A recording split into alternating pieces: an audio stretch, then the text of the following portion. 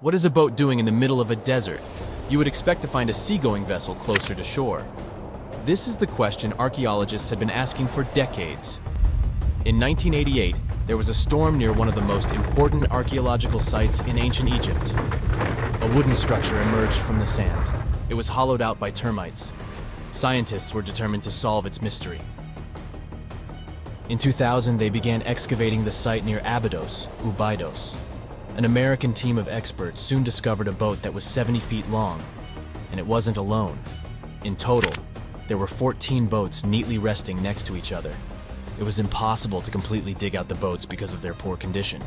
Luckily, the wood was preserved enough to get a sample. Analyses revealed that the boats were around 5,000 years old, the oldest fleet in human history to this date. The time of their construction predates the pyramids at Giza by half a millennium. Each ship of the fleet rested in a vault that matched its dimensions. The room was roughly a third of the size of a tennis court. It had mud brick walls that featured more than 120 drawings of boats. Ancient Egyptians incised them on whitewashed walls that were excellently preserved. Scientists have known about these mysterious chambers for well over a century. 1901, 1902. A British archaeologist, Arthur Weigel, stumbled upon a strange structure west of the River Nile. His team caught a glimpse of the interior walls. Sadly, a section of the roof collapsed, so they had to call off further exploration. Researchers abandoned the site, but its location remained on the maps. The boat's position first led scientists to think that they rested on a bank of the mighty Nile.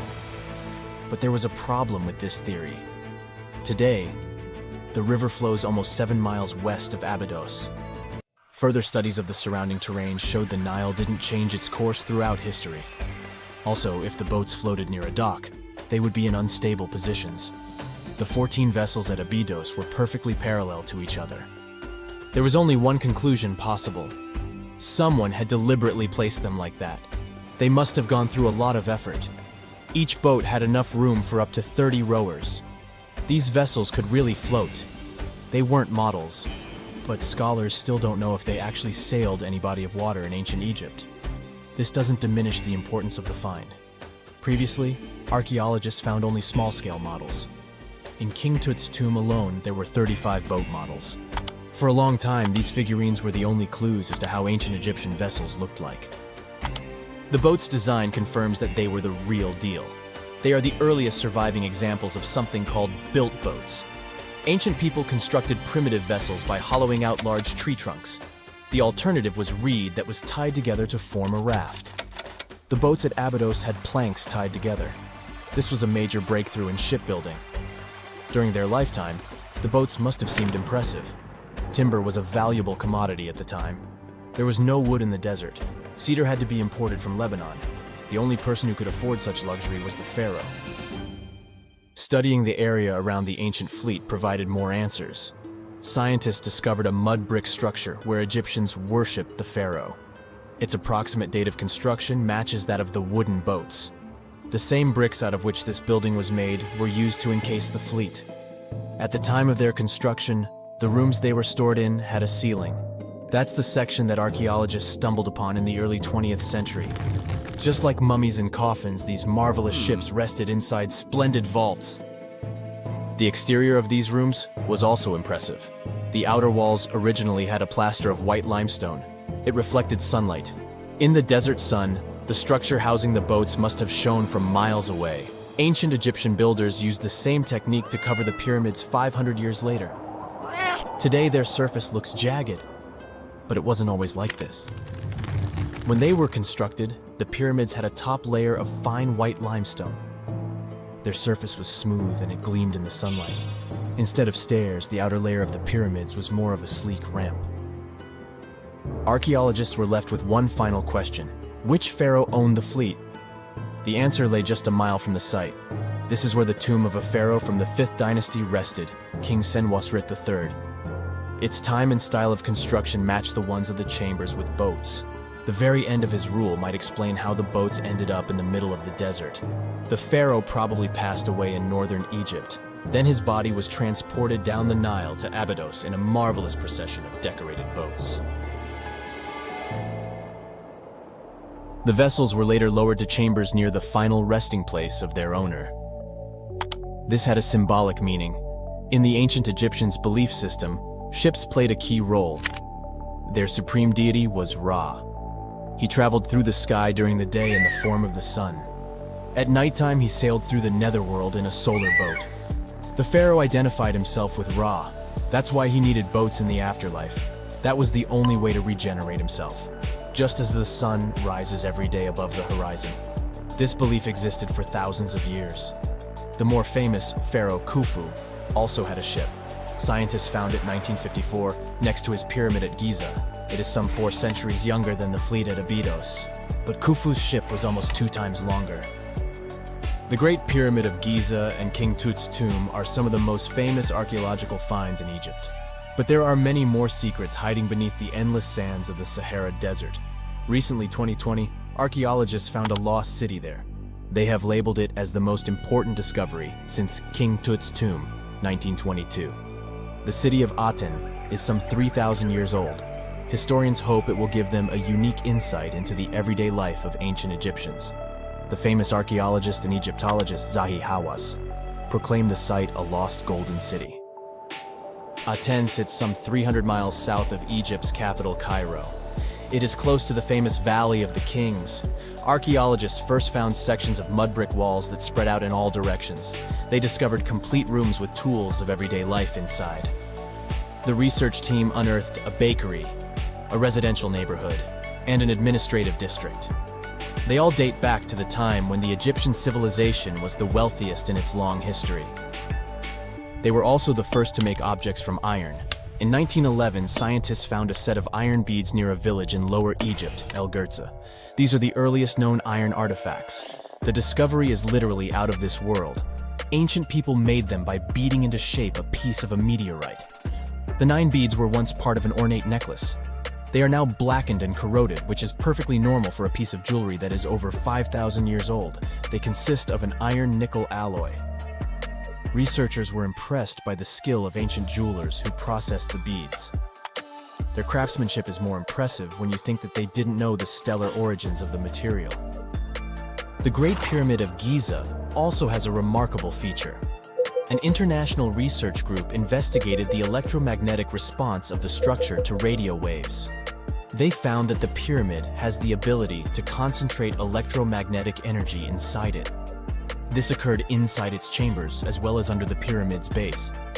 It contains an underground, unfinished chamber. It seems that the electromagnetic response is connected with the properties of limestone, the Great Pyramid's main building material. The research results might have a practical application. The way solar cells and nanosensors function could be improved by this remarkable find. On October 30th, 1759, the inhabitants of the Middle East were jolted awake by an earthquake. Cracks appeared in the walls of their homes, roofs began to crumble. People ran out of their homes and gathered in open areas. But because of strong shocks, they kept losing their footing and falling.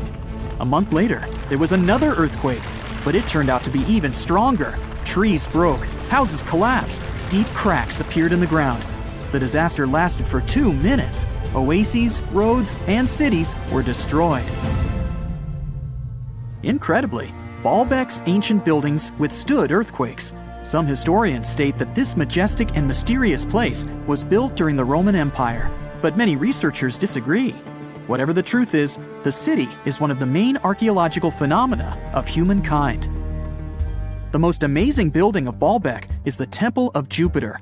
The inhabitants of the Roman Empire believed that Jupiter held power over lightning and thunder. The building looked like a platform with 54 columns. A massive roof rested on these columns. Today, you can only see 6 70-foot-high columns. Each of them consists of 3 sections and resembles a pencil. The cores of these pencils were made of lead. This made the columns exceptionally strong. Each of these pieces of stone weighed an incredible 80 tons. That's the weight of 35 Ford Explorer SUVs. Look, this is the largest block in the Great Pyramid of Giza. But compared to the blocks from Baalbek, it doesn't even look that impressive. The foundation under the Temple of Jupiter was preserved. That's how specialists figured out it consisted of about 25 monolithic stones, weighing 450 tons each. It means that the blocks from Baalbek weigh almost 4 times more than the blocks from Egypt. There are 3 more enormous limestone blocks in the foundation. They weigh 800 tons each. This is more than twice the weight of a Boeing 747 plane. Ancient builders must have had a hard time carving such giants from a piece of stone. And after that, they also had to pull them to the construction site and lift them to a significant height.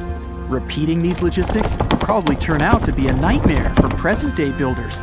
To do this amount of work, they would need modern equipment. But Baalbek's constructors didn't have trucks, cranes with circular saws, or electricity. How did the builders of the past manage to do this? Scientists have a theory that includes ropes, winches, and lever systems. Naturally, the engineers of the past made all the gadgets from wood. Around 3,000 feet away from the ruins of the temple complex, there's a quarry. Archaeologists suppose that's where the stones for the construction were cut. They found a block of limestone there. It seemed to be too large even for this incredible place. The monolith got called the Stone of the South. It was 65 feet long and 13 feet wide. The ancient builders didn't have time to completely separate it from its mother rock. A group of scientists from Austria estimated that this piece of limestone weighed more than 1,000 tons. That's like 3 Boeing aircraft or 160 African elephants. There was another surprise awaiting the archaeologists near the Stone of the South. It was the second monolith that weighed more than 1,200 tons. But the ancient builders didn't stop at that. They continued to work. In 2014, in the same quarry, German archaeologists unearthed a block that weighed 1,650 tons. No one has figured out yet why people of the past needed a piece of stone that weighed as much as 125 school buses. It's also unclear how they were going to move this giant and why they didn't finish the job. In any case, this third monolith is the largest processed piece of stone in human history.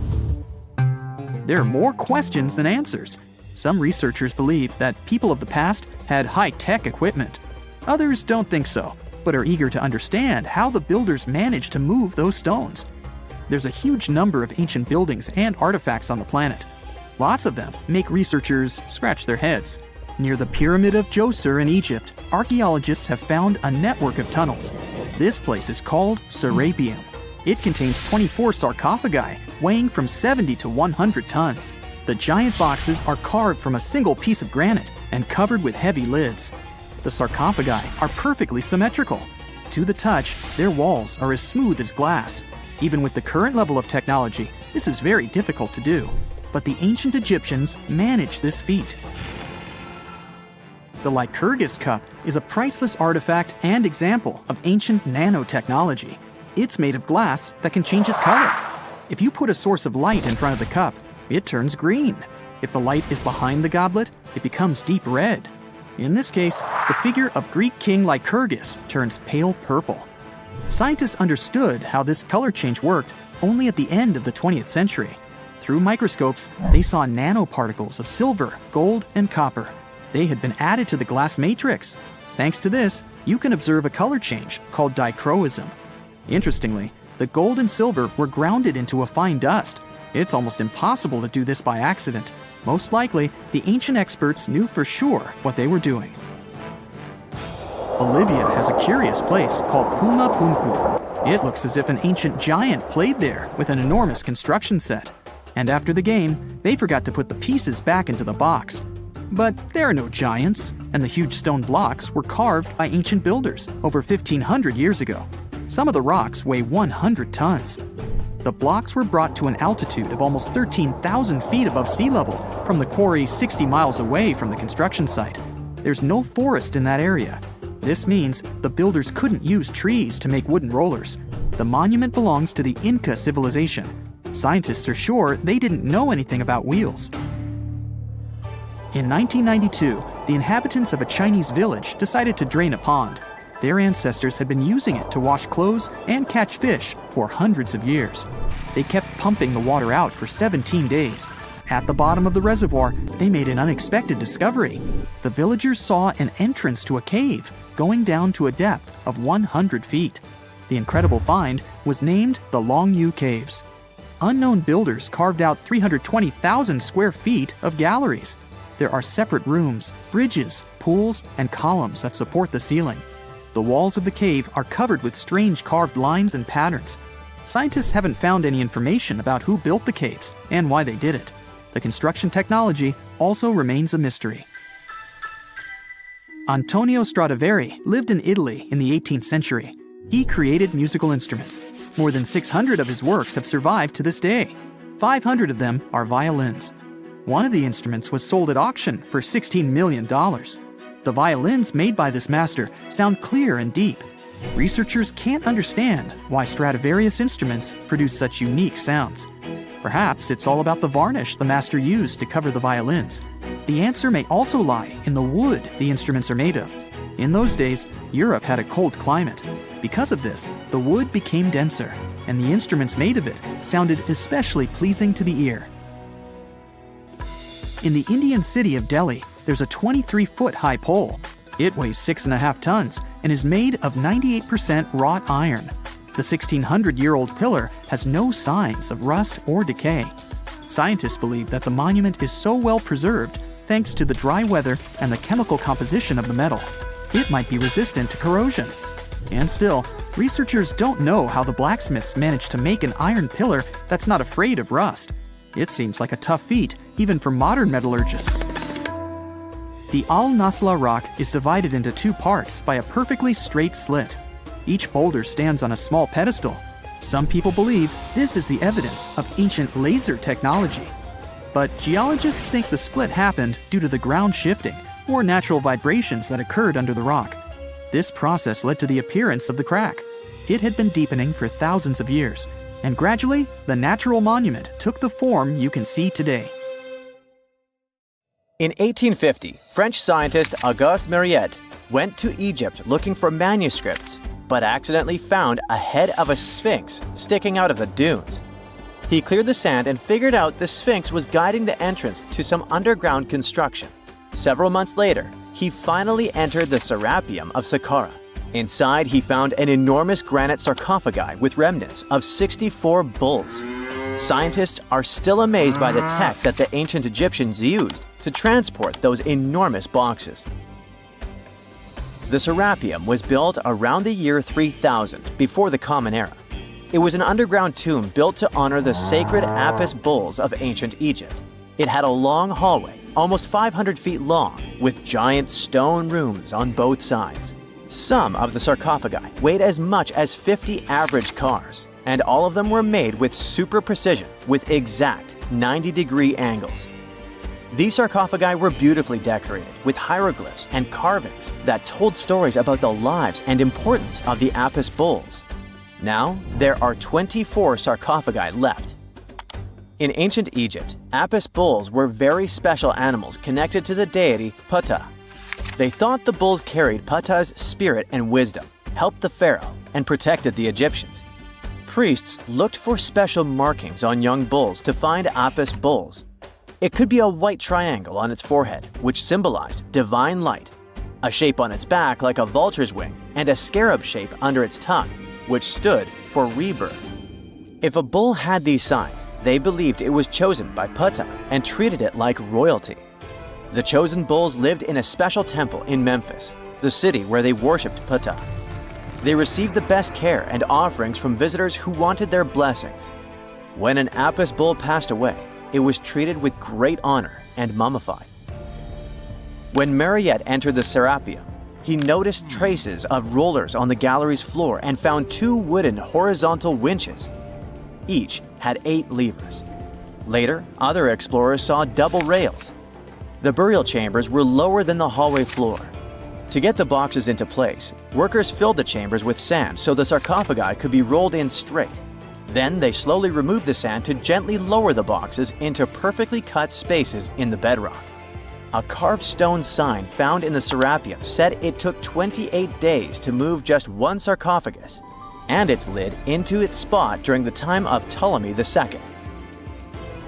The extreme precision of the sarcophagi with 90-degree angles also has an explanation. Ancient Egyptians wrote texts, or rather, papyrus, on geometry a long time ago. It shows that they knew the approximate number pi and could calculate the volume of a pyramid with its top cut off. If they could figure out complicated math like that back then, It makes sense that they could also carve perfectly flat surfaces 500 years later. All this sounds pretty legit, but some people think certain things don't add up here. The size of boxes is way larger than the size of bulls, yet they buried pharaohs in tiny coffins that barely fit their bodies.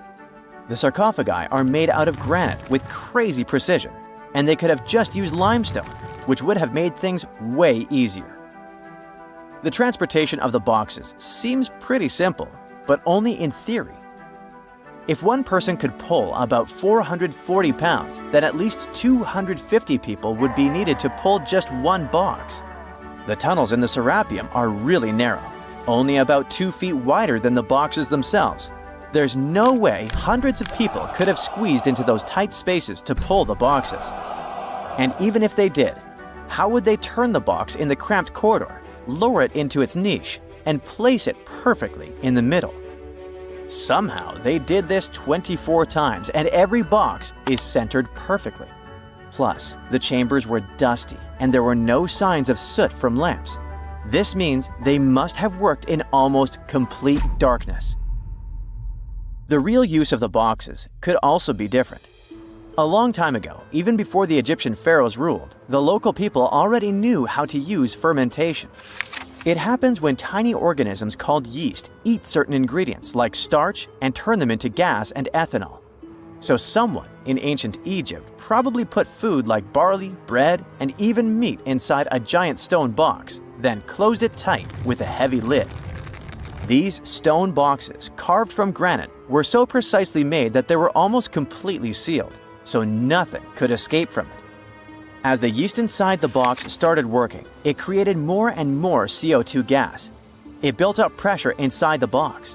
The granite boxes were incredibly strong. They could handle more pressure than a car tire can hold. When granite was squeezed under such pressure, its crystals produced a tiny electric charge. This effect was possible because granite contains quartz, a material that reacts to pressure this way. The process also needed meat or animal parts, possibly to help the yeast grow better. Meat contains something called oleic acid, which yeast needs to keep growing and to survive the bad effects of the ethanol it produces. As the pressure inside the box kept growing, the combination of gases and electricity made these boxes not just ancient fridges, but powerful energy systems. Over time, the pressure inside got so strong that it could push the lid open and the gas would escape with a pop. But when people rediscovered the Serapium in 1850, they found old drawings that showed piles of stones stacked on top of some of the box lids. So, someone long ago probably tried to make the lids even heavier by adding extra weight to make it harder for the gas pressure to push them open. This extra weight also meant the quartz crystals in the granite could keep creating more electricity under all that pressure. If someone opened one of these stone boxes thousands of years later, they would only find bones from bulls that were placed in the box. And that's exactly what Mariette discovered in the 1850s.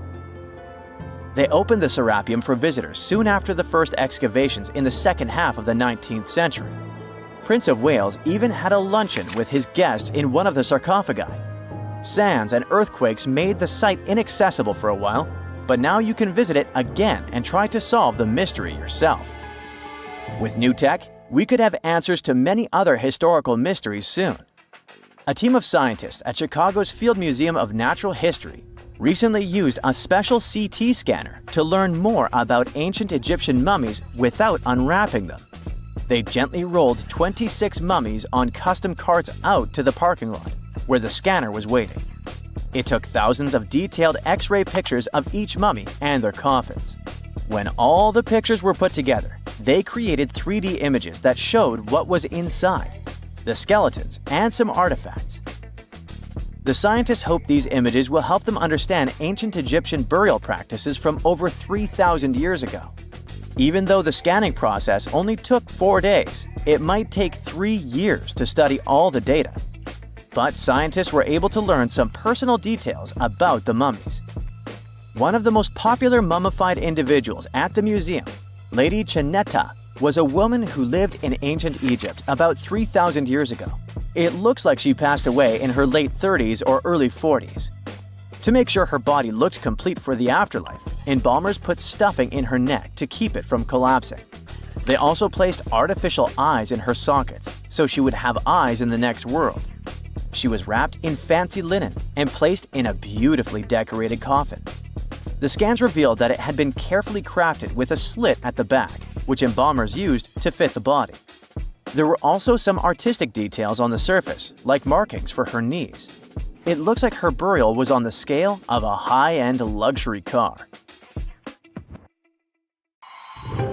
Something exciting and kinda unexpected popped out among the rocks of the Ica Valley in Peru. The bones of a really old whale that lived almost 40 million years ago.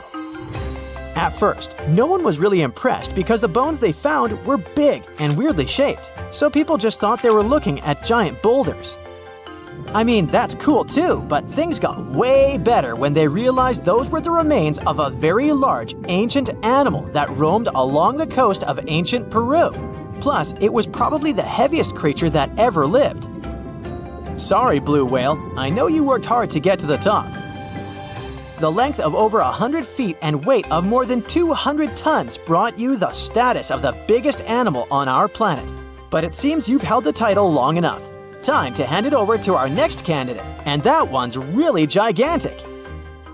This ocean beast was probably shorter than the blue whale, but heavier, with a weight that could be between 93 tons and 370 tons. If it's closer to the higher number, it'll make Prehistoric the biggest animal ever known to have lived on Earth. And it seems its weight was the result of having extremely thick, dense bones. You can see such bones today in manatees or some other early whales. Dense bones are a great tool for such marine mammals. This feature makes them heavy and allows them to stay submerged most of the time. But at the same time, if their body was too heavy, they would end up sinking all the time and they would waste too much energy to move back up to the surface. So, to avoid sinking, marine mammals need to have enough lighter tissues, like muscles and fat, to help them float in the water without using too much energy. Now, scientists didn't have the whole skeleton, which makes it hard to tell how big the animal was, but they used the ratio of the heavy bones to the lighter tissues in other marine mammals to estimate the overall weight of this giant ancient whale. Experts found these fossils about 13 years ago and spent the next decade freeing the whale from the rock. Its anatomy and age showed this whale was a cousin of Basilosaurus, a whale that had a long snout full of sharp teeth, and a sleek body similar to that of an eel.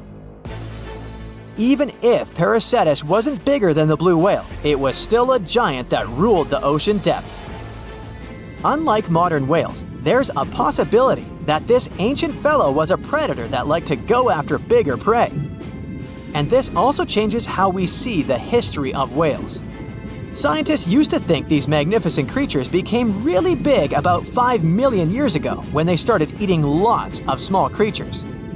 But here's the proof that giant whales existed even before that. But it's still unclear how this whale managed to find enough food to sustain its enormous body. Plus, it's still hard to tell what exactly this ancient creature had on its menu.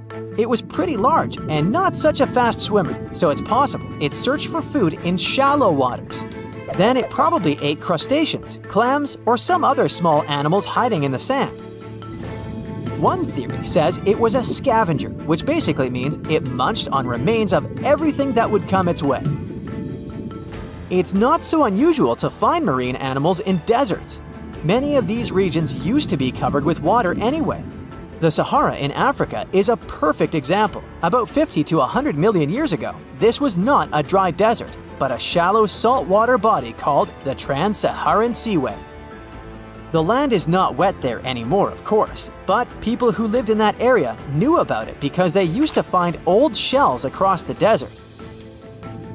The sea was about 164 feet deep. That sounds enough for a nice swim. Some would say this area looked like modern Puerto Rico, with lots of sun and shallow water. Mangrove forests were a common thing as well as seafloors covered with mollusks, like snails and clams. The marine sediment that was left behind after the sea had dried up is full of different fossils. And the animal that lived in that ancient underwater world didn't look friendly. Plus, they were much bigger than their relatives from modern times, so a regular-sized human would end up as a snack, not even a whole meal. Normally, when animals live on small islands, they can become much bigger than their relatives from the mainland. This is something we call island gigantism, and it happens because there are more resources or fewer predators on islands. Maybe the same thing happened in the Trans-Saharan Seaway. Even though it wasn't an actual island, the water moved in and out, which created little pockets of water. And specific conditions in these pockets might have helped animals grow bigger. So we're talking about giant sea snakes, catfish, and fish that no longer exist today. One had incredibly strong jaws, and the animal used them to eat hard things and even crush shells. Their teeth showed they were fierce predators other animals had every reason to be afraid of. They went through some changes when it came to diet, similar to some types of piranhas. And the competition to get to the top of the food chain wasn't a joke. Not when there were also such large predators as sharks, crocodiles, and ancient relatives of elephants. Sahara went through different phases. If you could use a time machine and take a peek at Earth's largest hot desert as it was about 6,000 years ago, you wouldn't have to struggle with sand and heat. You'd have a nice walk through a green and pretty lush place. In the past, people who lived in that area didn't leave drawings on cave walls that showed camels, sand dunes, and scorpions. All those things you'd see in today's Sahara. Instead, they drew crocodiles. That's additional evidence that the Sahara used to have a lot of water and plants enough to support these big yet scary animals. Around 3 billion years ago, Earth might have been mostly covered with water. Today, it's about 71% of its surface, but it seems that our planet used to be a giant ocean world with no continents at all, just some scattered islands. Scientists studied special rocks in Western Australia that formed in a place deep under the ocean called a hydrothermal vent system. To explain this better, it's important to mention two common oxygen types, O16 and O18. O18 is heavier because it has extra neutrons. O16 evaporates from water more easily, and as researchers studied an old ocean floor, they found a lot of O18, more than in today's oceans. This way, they realized ancient Earth had less dry land than Earth today. Australia is a good spot to conduct these studies because a long time ago, it also used to be a beautiful place with large animals and lush rainforests. But as time went by, the land became drier and Australia had more deserts formed, such as the Great Victoria Desert. Rainforest remained only on the edges of the continent. What happens with deserts across the globe is called desertification. That's when land that used to be good for growing things turns into a desert or something similar. Our planet changes over time, together with its climate. But desertification also happens because of human activities, like mining, farming, and building cities. And when land turns into a desert, it's a problem because it can't support people and animals anymore. Food doesn't grow there. There's not enough clean water, and animals lose their homes. To help with this problem, there's a plan many countries agreed to. They decided to work with farmers to take care of the land, fix damaged areas, and manage water better. All in all, to make our planet a better place for life. There are tons of weird things on Mars. Spoons, noodles, doors, even faces. Are they all really just rocks? Besides, it's not the only planet in our solar system full of mysterious things. Let's check them out. Recently, we found a strange thing on Mars that looks like a smooth, spoon-like object. It grabbed everyone's attention after NASA's Curiosity rover spotted it. The rock, with a handle and rounded tip, looks like it's floating in the rover's photo. People on the internet are puzzled about what it might be.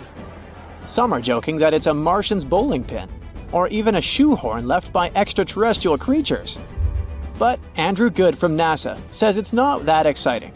Turns out it's just a rock shaped by the wind over a long time. These kinds of rocks with odd shapes are common on Mars.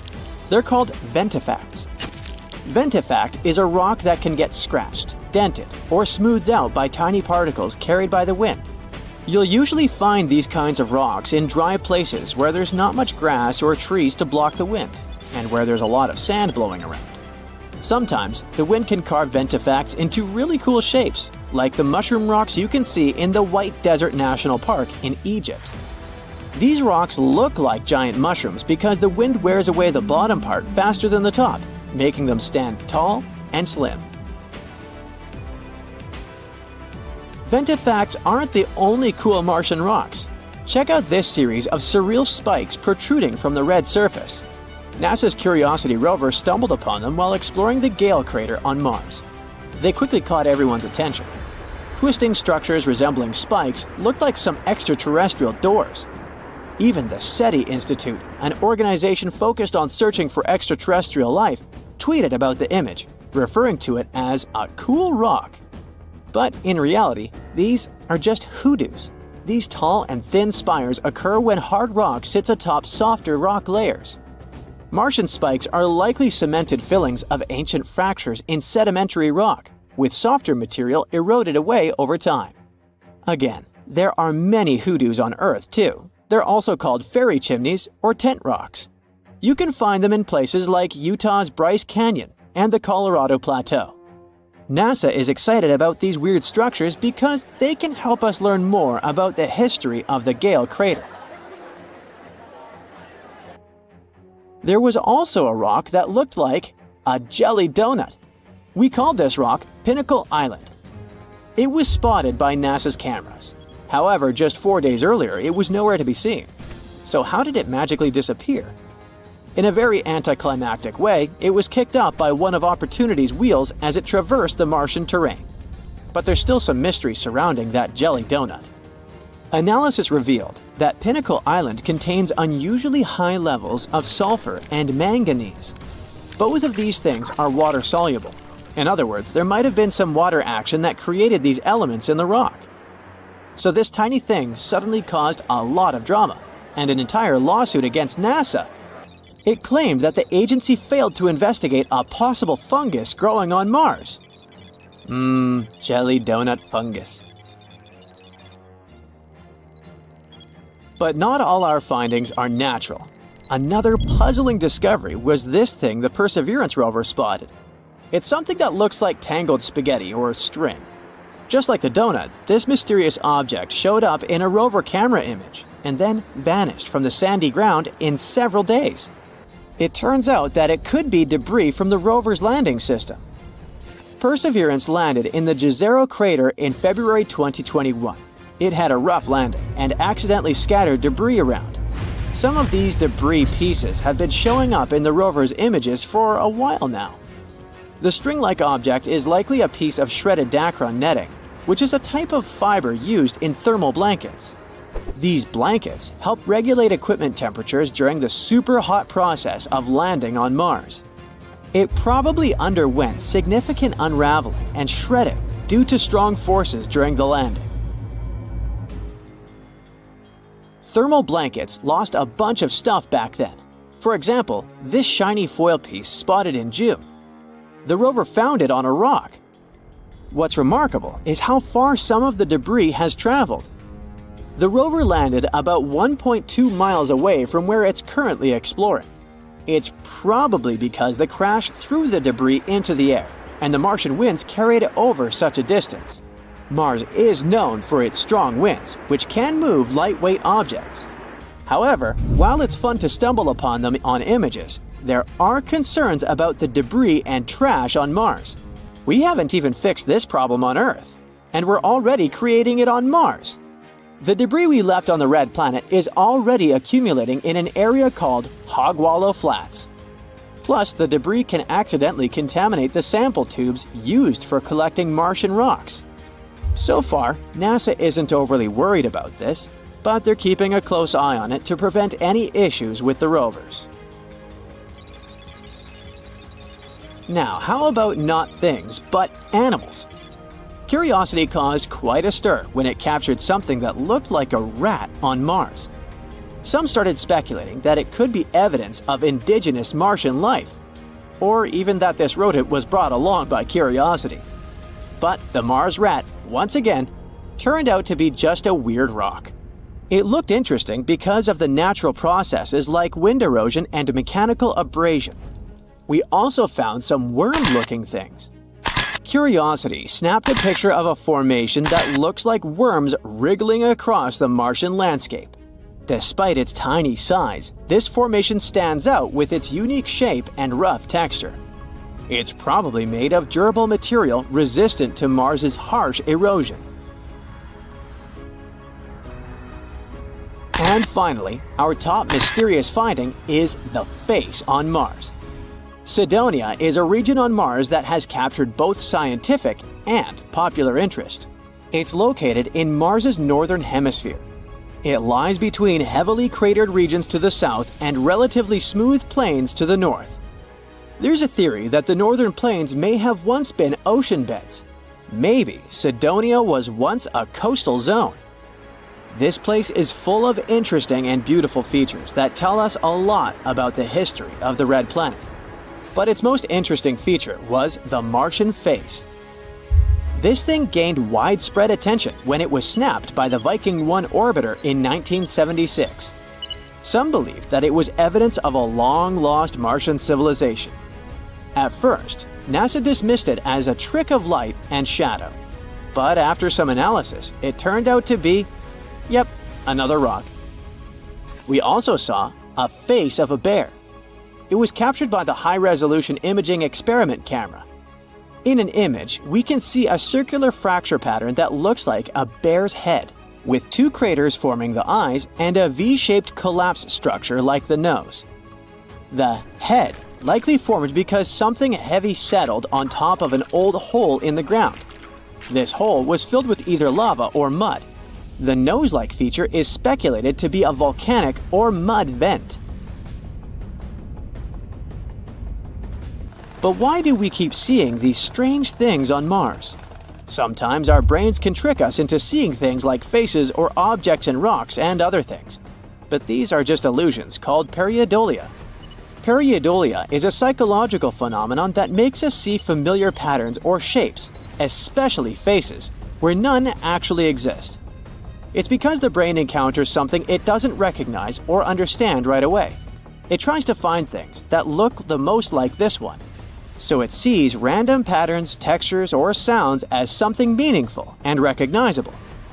That's why a chair and clothes on it seems like a super creepy human-like figure at night. It also causes you to see faces or shapes in clouds, or hear recognizable sounds and even words in random noise. It's a fascinating proof of the power of our perception, but we also should be careful with it and not let our imagination run wild. We've all heard of the Sahara. Sure you have. It's the largest hot desert on the planet. A sea of sand covering an area larger than the contiguous United States. But have you ever wondered what lies beneath the sand dunes? To answer this question, we must travel deep into the past of our blue planet.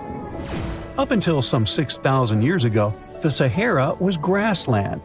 Humans were around at this time, not me, spreading agriculture around the planet. In the north of Africa, the color green dominated. Plenty of rainfall meant that there were lakes, rivers, pastures, and even forests. A completely different image of the Sahara from the barren landscape of today. But then, the climate started to shift. The region became parched, and the vegetation started disappearing. The wind did the rest. It took away the fine sediment after there were no plant roots to hold the ground together. Give it a couple thousands of years, and you get a familiar image of the Sahara. Sand and rocks stretching as far as the eye can see. But when it comes to volume, only a quarter of the Sahara is actually sand. The yellow sands of the Sahara are just one part of the story. The desert has many other features, such as gravel plains, salt flats, and plateaus. Makes you think if we understand the word desert correctly. For people who study such terrains, geologists, there is only one condition for defining a desert: precipitation. If an area gets little or no rain, then it's considered a desert. The Sahara certainly fits the bill. Its average annual rainfall is just 3 inches. Compare that to the nearly 45 inches a year in New York. When we look at precipitation, this sandy desert is only the 3rd largest in the world. Number 1 and 2 are Antarctica and the Arctic. They are larger than the Sahara by millions of square miles. It sounds odd, but there is more than one type of desert. The first 2 are polar deserts, while the Sahara is a subtropical desert. But the difference in air temperature are staggering. In Antarctica's interior, temperatures plummet to minus 76 degrees Fahrenheit. Compare that to the highest temperature on record in the Sahara of 136 degrees Fahrenheit. But this desert has a cool side. At night, the temperature is roughly the same as the average yearly temperature in Denmark. This hot and cold roller coaster makes it hard to choose the right outfit when venturing into the Sahara. And what about the sand? How deep is it actually? The depth varies between 70 and 140 feet. That's not too deep. If you put the Statue of Liberty in a tall dune, half of it would still stick out of the sand. Its vast amounts in the Sahara were created by aeolian processes. That's Greek for wind. Over time, it blows and shapes the surface of the earth. In dry areas with sparse vegetation, winds erode the ground much faster. That's what happened in North Africa. Under all that sand is the bedrock and cracked clay. If you started digging, you would find the same everywhere on the planet, with one important difference. There is some type of soil covering the bedrock. This is not the case in the Sahara. Because of the arid climate and a lack of vegetation, sand covers the ground below. Over the course of thousands of years, a lot of interesting finds ended up in the desert sand. For example, there are petrified tree trunks. These are essentially preserved prehistoric trees. They date back to the time when the region was lush green. In some places, the trees of this fossilized forest are at least 65 feet tall. The wood is so well preserved that you can still see the texture and knots. There are even fossilized pine cones. In 1992, scientists found glass fragments in eastern Sahara. These canary yellow glass shards were scattered across hundreds of miles. They didn't belong to an ancient civilization, although ancient Egyptians used them to make jewelry. In fact, the breastplate of King Tut had a beautiful scarab beetle centerpiece made from this desert glass.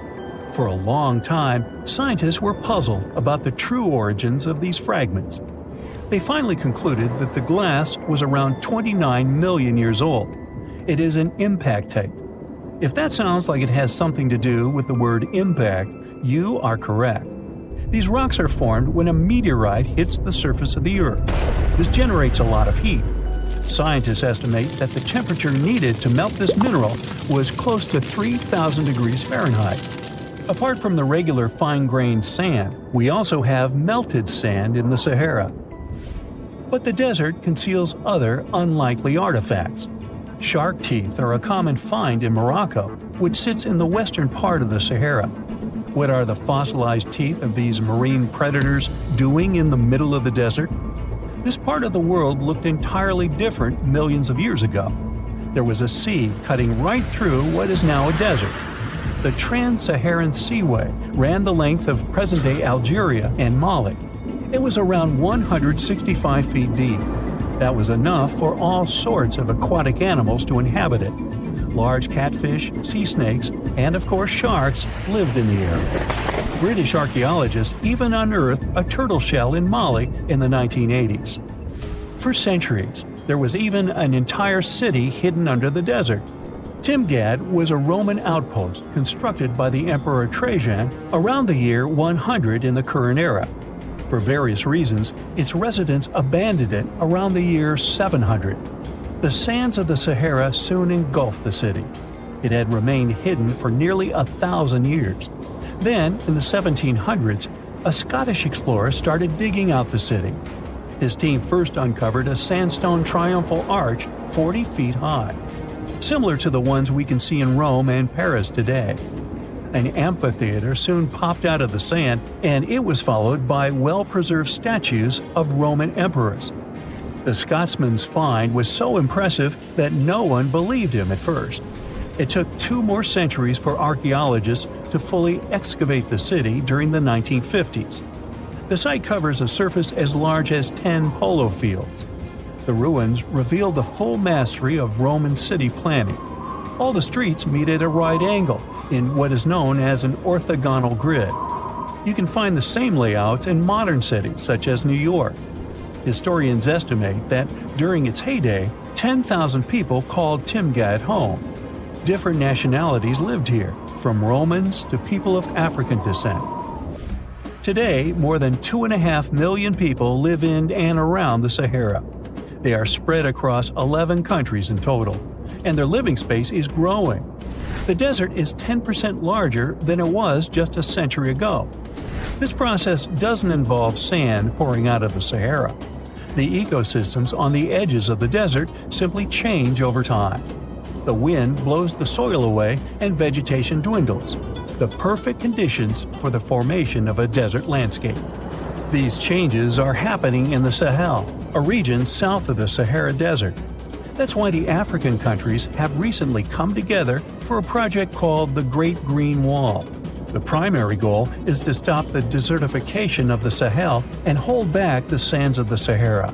Their plan is ambitious and involves planting a wall of trees from the west to the east of the African continent. The proposed forest is not only going to be long, but wide as well. The Sahara and the Sahel share a historic bond. Since antiquity, camel caravans have been making the journey from Africa's Mediterranean coast in the north to the savannas in the south. The golden age of this trade kicked off in the 9th century. The perilous journey took several months to complete. The route was 2.5 times longer than the length of the Grand Canyon. Explorers still find evidence of these ancient caravans hidden away under the sands of the Sahara. Imagine you were chosen to answer one of history's most important questions. What was the first civilization on Earth? The job description is simple, yet the task is extremely challenging. You need to unearth the proof of the world's first official civilization. Was it the Sumerians in Old Mesopotamia? Or was it the ancient Egyptians spread out along the Nile River? Not to make you nervous or anything, but history is quite literally in your hands. Good luck! Since you can't turn back the clock and visit Old Mesopotamia to get the answers to your questions, you'll need to research museum databases in order to get some clues. First things first, we need a definition of what is considered a civilization. It's not just thousands of people grouped together and living harmoniously. There are some key elements that together make a group of people a civilization. Like, for example, the domain of urbanism, aka city building, irrigation systems, and writing. You decide to begin your search by diving deep into the history of the Sumerians, which today hold the position of the world's first civilization. Now, imagine being the first of your kind. This means having no external examples. Rather, it means starting from scratch. First thing you'll need? A piece of land. And since there were no active water companies in the world at that time, you'll need a piece of land with easy access to water. So, the Sumerians settled between 2 major rivers, known as the Euphrates and the Tigris in southern Mesopotamia around 5000 BCE. Fun fact, Mesopotamia translates to the land between 2 rivers. On a modern-day map, it's more or less where Iraq is situated today. Together with land, a civilization needs ways to get food. The Sumer civilization had to face a dry and hot climate, but they managed to make agriculture thrive in the region. By diverting river waters and creating reservoirs and dams, the Sumerians allowed for a series of settlements to emerge across Mesopotamian plains. The famous city of Babylon was one of them. You know, the city that supposedly had those hanging gardens? I say supposedly because no definitive proof of the real existence of this monument has ever been found. However, it was considered one of the 7 wonders of the ancient world. and cited as a remarkable feat of engineering in an ancient book published around 290 BCE. Although no record was found of the Gardens of Babylon, the Sumerians were recognized as extremely skilled builders. Their cities were filled with mud brick constructions, and the most impressive ones were known as ziggurats, stepped pyramids that were built for spiritual purposes. The Sumerians built a trade network to supplement scarce resources and started to exchange goods with civilizations rising nearby, like Anatolia and Egypt. The beginning of trade was what drove the Sumerians to develop what is believed to be the world's first writing system. It began as a simple system, likely dating back to 3400 BCE. In this system, each syllable was represented with a drawing. Later, it gradually evolved into a fully formed cursive writing system. Don't believe me? Take a look at this piece from the Babylonian times. This huge basalt plaque is called the Hammurabi Code. It's known to be humanity's first collection of written laws. As far as the story goes, it was carved in volcanic stone around year 1760 BCE. Look at the precision of these carvings. It's quite astonishing. But the content is also surprising, since these 282 rules vary from commercial regulations to strict laws of justice. The thing is, historians don't have a consensus on whether the Sumerians were really the first ones to invent writing. Some think it might have been old Egyptians. Let's pause here. Ancient Egyptian settlements are believed to have started around the year 5500 BCE, which is earlier than the Sumer civilization. But remember I said a civilization needed a few things before it was considered as such. Ancient Egypt consisted of several smaller city-states, such as Memphis, Abydos, and Thebes, spreading out along the Nile River. It wasn't until 3000 BCE that Egypt was unified under one kingdom and lasted as an empire until nearly 1000 BCE. Although there is no consensus on this, some Egypt experts believed that it could have been Sumerian immigrants that founded early Egyptian settlements. The proof could be the presence of cylinder seals made of hard stone, something that was widely used in Sumer. These seals were used to guarantee authenticity in legal transactions, but it's hard to say whether this method was introduced by Sumerian immigrants or simply by trade. Since the time period is not one of the criteria we can use to determine who came first, we'll have to turn to something else. But what? Like the Sumerians, the Egyptians were also highly skilled builders. Duh, they built the famous Giza pyramids and many others all over their territory. In order to enhance their building techniques, they delved into developing a more profound understanding of mathematics. They developed a new form of measurement called the cubit, which was the equivalent of an arm's length. The Great Pyramid, for instance, is 440 cubits per 440 cubits. They were also innovative astronomers, combining their mathematical skills with attentive astronomical observation. They were the first civilization to use a 24-hour division of the day. And they even created a solar calendar, which was the first dating system in history to feature 365 days in 1 year. Okay, it's undeniable how impressive they were. But some experts say that the dispute has to be settled through the comparison of their writing systems. Hieroglyphic writing, the first Egyptian style of writing, is said to date back to 3000 BCE. It was a composition of over 700 symbols, which were carved in stone. For a long time, researchers believed that the Sumerian writing had come before Egyptian, but in a recent discovery made by Yale researchers claims otherwise. Archaeologists have discovered a panel of 4 signs that are believed to have been written around 3250 BCE. Oh, and they've also found another rock drawing depicting a pregnant elephant that can date back to 4000 BCE. Now, there's also a third possibility that fewer people seem to mention: the Indus Valley Civilization, also known as Ancient India, located around the area of modern-day Pakistan and India. The Indus Valley Civilization is also a contender for the oldest civilization due to the uncertain historical origins of the Hindu collection of texts known as the Upanishads. The Indus Valley civilization flourished around 3000 BCE, but records show that people in the Indus Valley were trading with Mesopotamians as early as 3500 BCE. Now, wait a minute.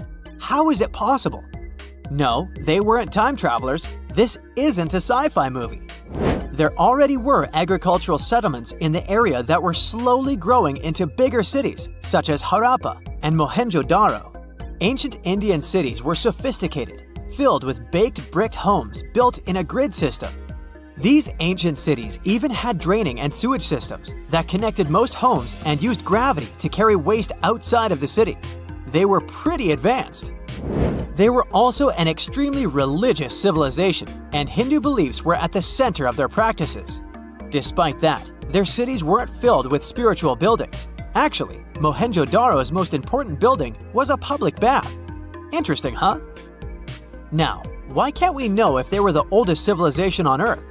Even if some historians suspect that the origins of the Indus Valley people can be traced back to 5000 BCE, there is no concrete evidence of this, only speculation. The best proof we have is the Upanishads.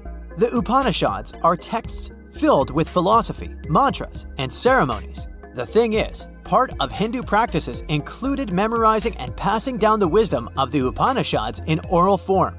So, it took a while before it appeared as a written script. Well, I'd say historians aren't really sure what was the world's first civilization. We can only guess at this point, but who knows what new discoveries might reveal. The first photograph was taken in 1826. Yeah, there I am, way in the background. I'm waving. From then on, we've had countless images taken all over the world. Back in the day, if you really wanted your portrait taken, you needed a painter to help you with it. You would have had to stand still for long periods of time, making sure the light was just right. And let's face it, those portraits weren't really as exact. Maybe you'd have asked for your eyes to be a bit brighter, or your lips a bit poutier. When it comes to famous people in ancient history, there's not much we can do in terms of photography. It's simple. There aren't any pictures or famous ancient people. We can try to imagine what they look like based on their paintings or on texts written about them by highly regarded scholars. Fortunately, more and more as years go by, this lack of knowledge will become a thing of the past. Enter forensic facial reconstruction.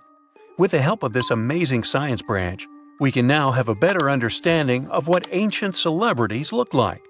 But how are scientists able to do that, you might ask? Go ahead, ask. Turns out that a person's skull can tell a lot about their appearance.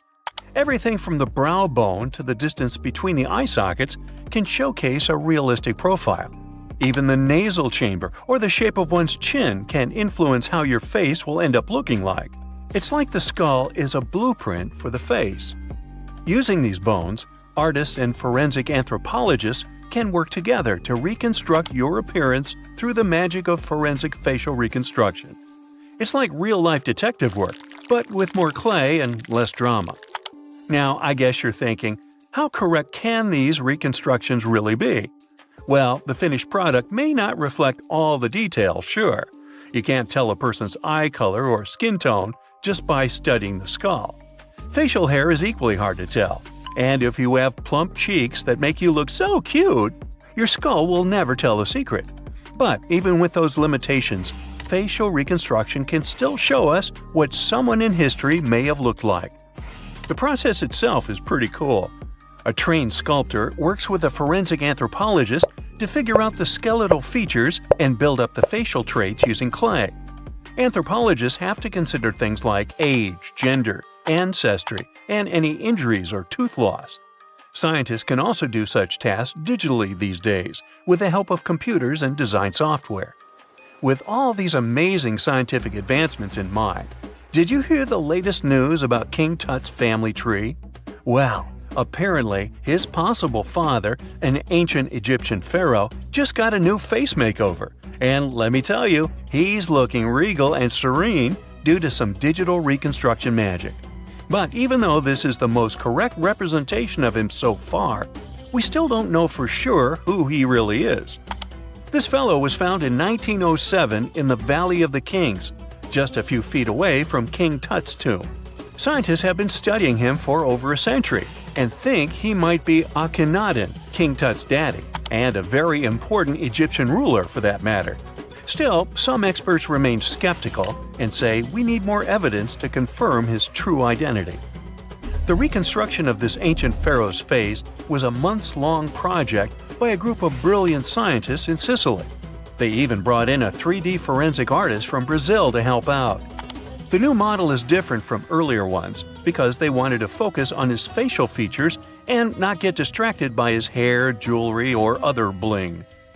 On the same note, make way for this latest fashion icon. No, it's not some famous model. It's a hunter-gatherer woman who lived in Sweden 7,000 years ago.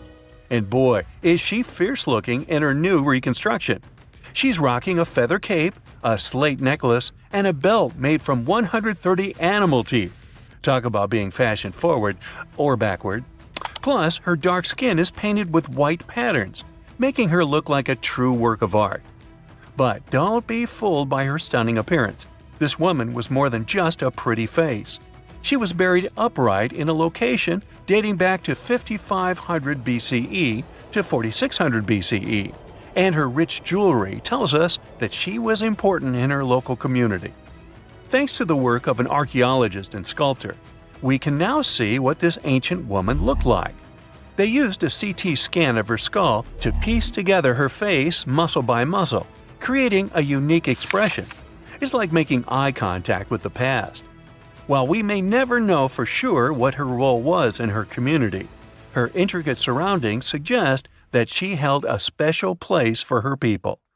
Now, Otzi, the 5,300-year-old mummy from the Alps, also got a new makeover thanks to this amazing technology. He didn't go to a plastic surgeon if that's what you're thinking. Two Dutch brothers used their skills in forensic science and artistry to recreate his face for a new exhibit in Italy. Otzi was found in 1991 by hikers who stumbled across his mummified and frozen remains in the mountains near the Italian-Austrian border. He's been around longer than Stonehenge or the Pyramids of Giza. And now, thanks to the two skillful brothers, we finally know what he looked like. They used 3D images of his skull to recreate his face. A photographer also documented the whole process for half a year. Earlier research shows he passed away from a wound caused by an arrow. He was left in a protected area high up in a cold glacier region, so his body was preserved in the snow. He is now safely kept in a refrigerated cell at the museum, which mimics the wet, cold glacial conditions that kept him preserved. They even have a unique cooling system that makes it possible for the mummy to be displayed. Otzi's last birthday was his 46th, which was a pretty ripe old age for his time. He was about 5 feet 3 inches tall and weighed around 110 pounds, so he was on the smaller side. But hey, size doesn't matter when you've been around for over 5,000 years. King Henry VII got a digital makeover as well, and boy does he look good. A graphic artist used a mask of Henry VII's dating from 1509 to create an impressive and realistic reconstruction. Why a mask, you might wonder? Well, before photography, people used wax masks to preserve someone's likeness more accurately than paintings or illustrations. And let me tell you, the restoration of this Henry was a game changer. Henry VII was the King of England from 1485 to 1509. A depiction of him, which can be found at Westminster Abbey, was already lifelike, but the new digital reconstruction takes it a step further. It took the team behind it about 2 months to complete, using a combination of software, custom algorithms, and really tedious image adjustments that were done manually. The project started with a high-resolution image of the mask, which was then used to create a 3D model of the subject's face. From there, the lighting was designed. Lastly, facial markings and hair were added.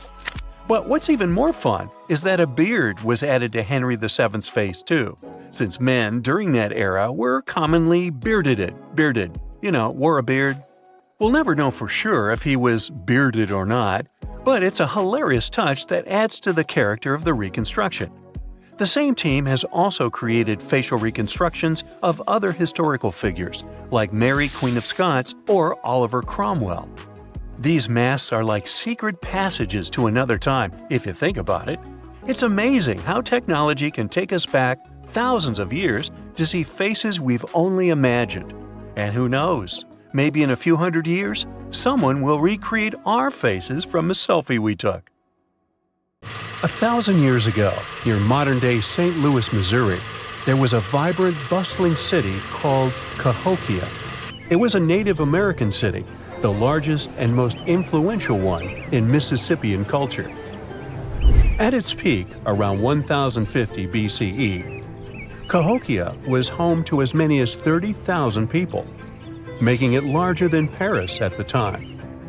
But what's interesting is that Cahokia didn't have any big marketplace. Usually trade was the backbone of any big city, yet this one stood out for archaeologists. That's because Cahokia wasn't about commerce. It was about culture, community, and parties. The people who lived there threw massive parties that would last for days. The city's grandest feature was its 50-acre plaza, surrounded by amazing earthen pyramids. This massive space could hold over 10,000 people. Imagine them all gathering there for festivities, dancing, drinking coffees and teas, feasting on deer, and betting on sports. The events were super lively. Cahokians would wear awesome costumes, style their hair in interesting ways, and decorate their bodies with tattoos. Athletes were playing a game called chunky, where they hurled spears at a rolling stone disc, competing to get as close as possible. The roar of the crowd filled the air, and performers showed off their skills. These celebrations were so wild, they left traces in history. After the parties ended, Cahokians cleaned up by tossing leftovers into pits. Archaeologists have uncovered these waste pits, and they were filled with food remains and pottery. One pit alone contained the remains of 2,000 deer, and that's from a single event. They also found traces of yaupon holly, a caffeinated plant that was traded from hundreds of miles away. This just shows how much effort and thought Cahokians put in their celebrations. Would you like to live in a city like this? But aside from all the fun and games, Cahokia was also deeply complex and spiritual. The city was built on a landscape that mixed dry land with swampy patches. Many people believed that this symbolized the connection between the world of the living and the dead. The people of Cahokia saw their city as a bridge between these two realms. They built earthen mounds, both for ceremonies and rituals, and as construction support. These mounds rose from the swampy areas. Meanwhile, people settled in the drier spots. Elevated pathways connected these neighborhoods, creating a physical link between life and death. Isn't it sad that some ancient metropolises that rival modern cities in scale just disappeared? Cahokia's story came to a quiet end around 1350 CE, when the city was abandoned, all due to changes in environments and weather, floods, and other problems. But the influence of Cahokia was so big, it spread to distant places. Some of their traditions, like chunky and yaupon tea, have survived in native communities to this day. Today, Cahokia is a UNESCO World Heritage Site, and it's not the only megacity we lost. About 5,000 years ago, people in the Indus Valley built some of the world's first cities. Mohenjo-Daro was an ancient city in what is now Pakistan. The city was built around 2500 BCE, and back then, it was a thriving hub of the Indus civilization. Sure, it was much smaller than modern cities, but it was quite huge at the time, around 40,000 inhabitants. It looks like the locals were crazily strict and disciplined people. The city's planning and organization were incredible. It was laid out in a grid pattern. Streets and important buildings aligned along the north-south axis, probably to match the movement of the sun and moon.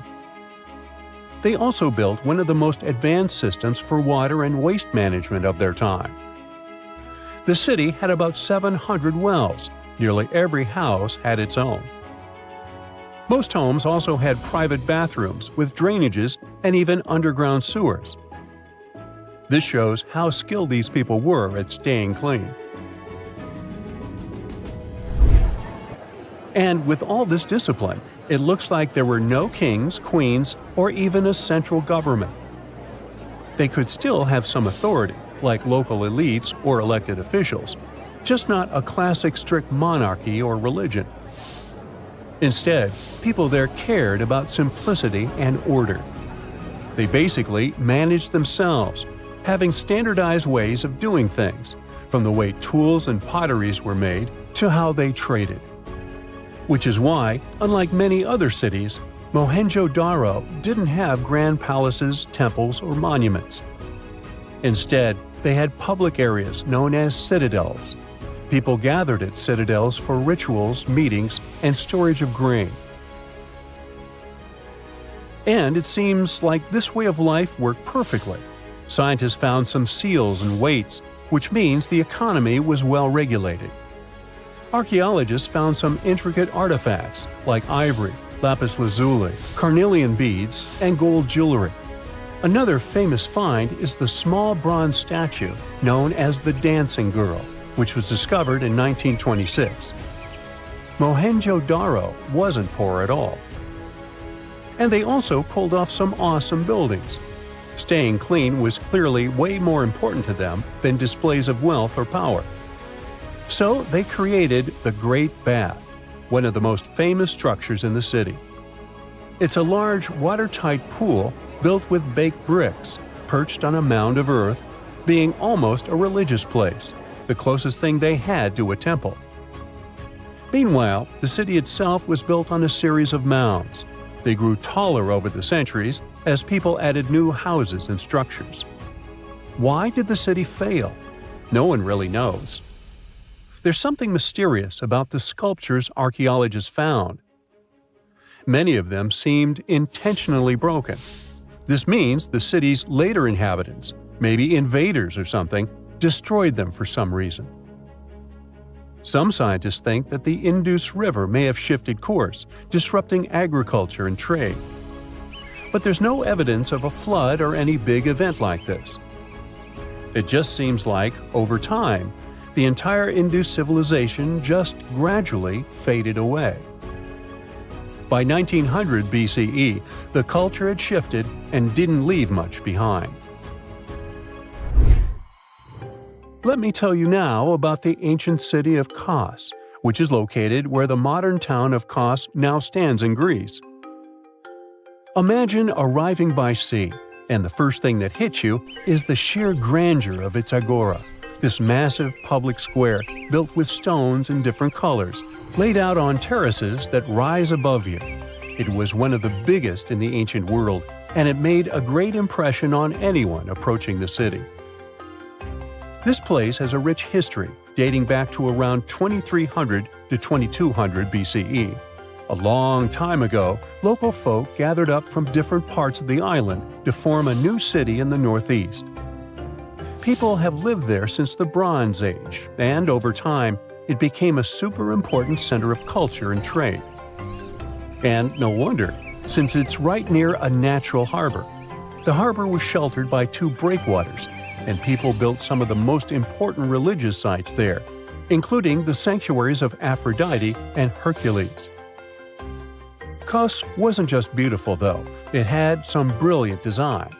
The whole city was laid out in a neat grid, with streets crossing each other at perfect right angles, literally looking almost like a modern city.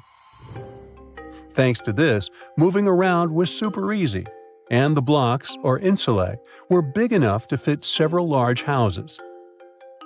Kos remained largely unchanged until the 6th century CE. Over time, it started gradually shrinking in size, confined within the walls of what is now the Chora neighborhood. Meanwhile, Palmyra was an ancient city built around a beautiful oasis sometime around the 3rd millennium BCE. Originally known as Tadmor, this city flourished as a major stop on the Silk Road, linking the Near East with Asia. It was a thriving center of trade and culture. They had a marketplace, assembly buildings, grand gates.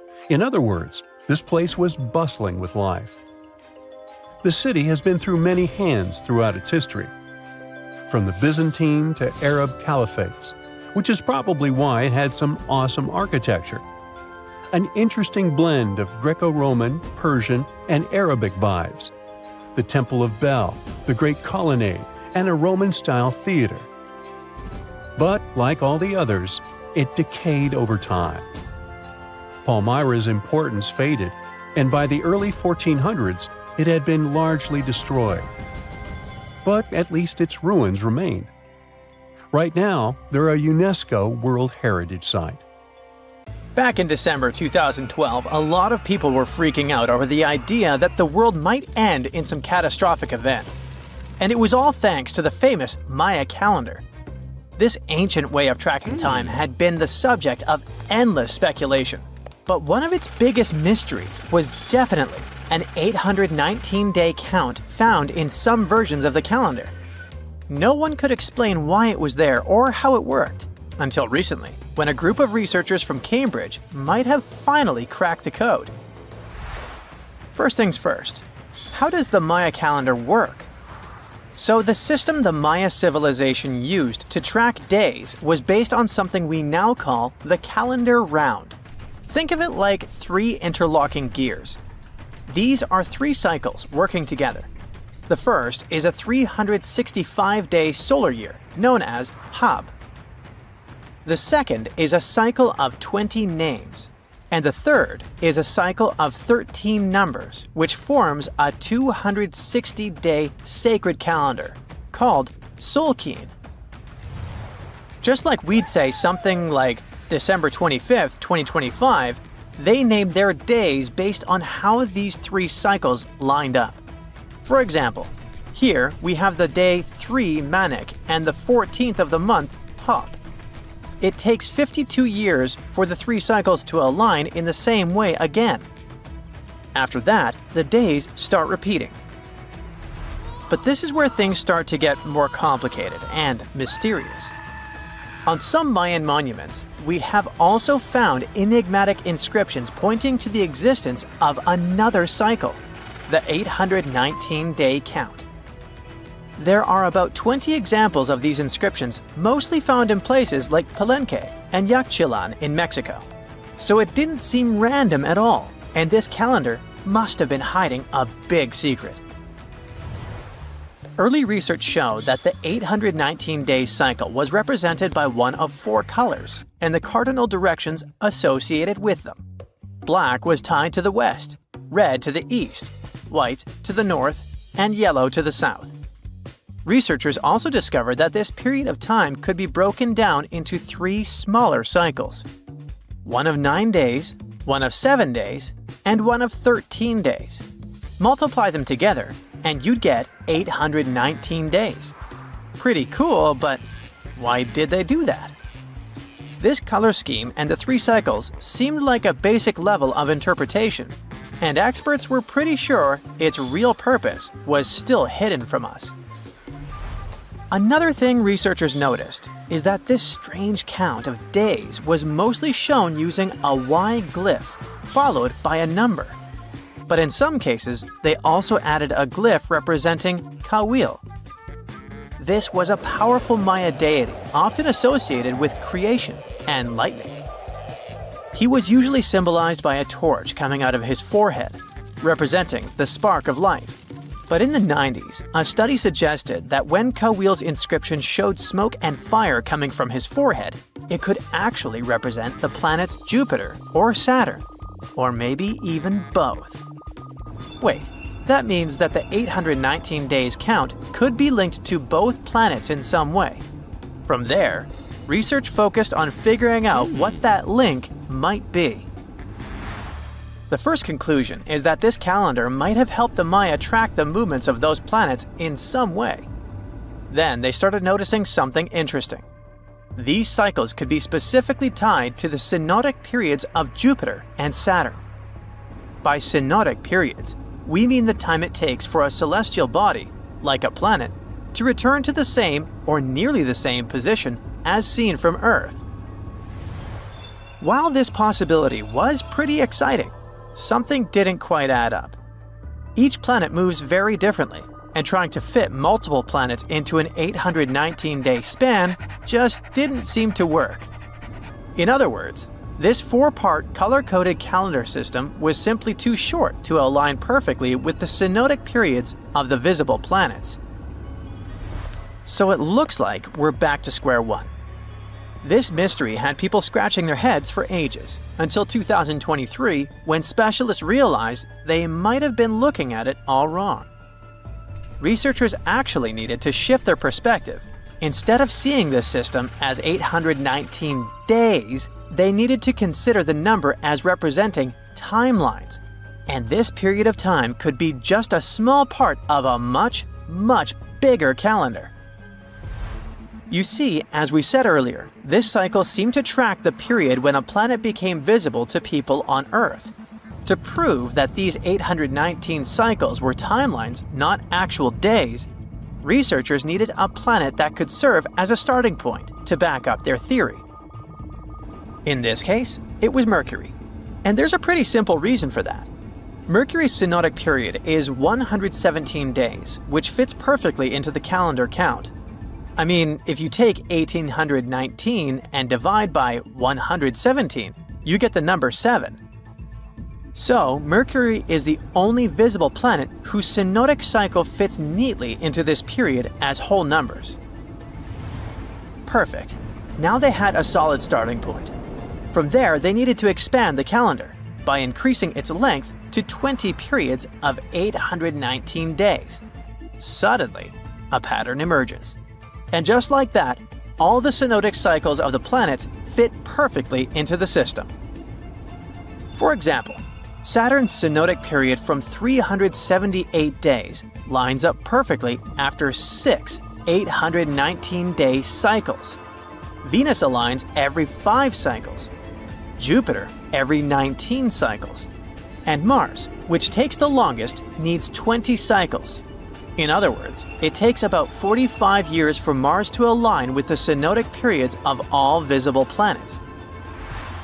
So, this is how researchers determined that the ancient civilization wasn't referring to days, but rather to timelines.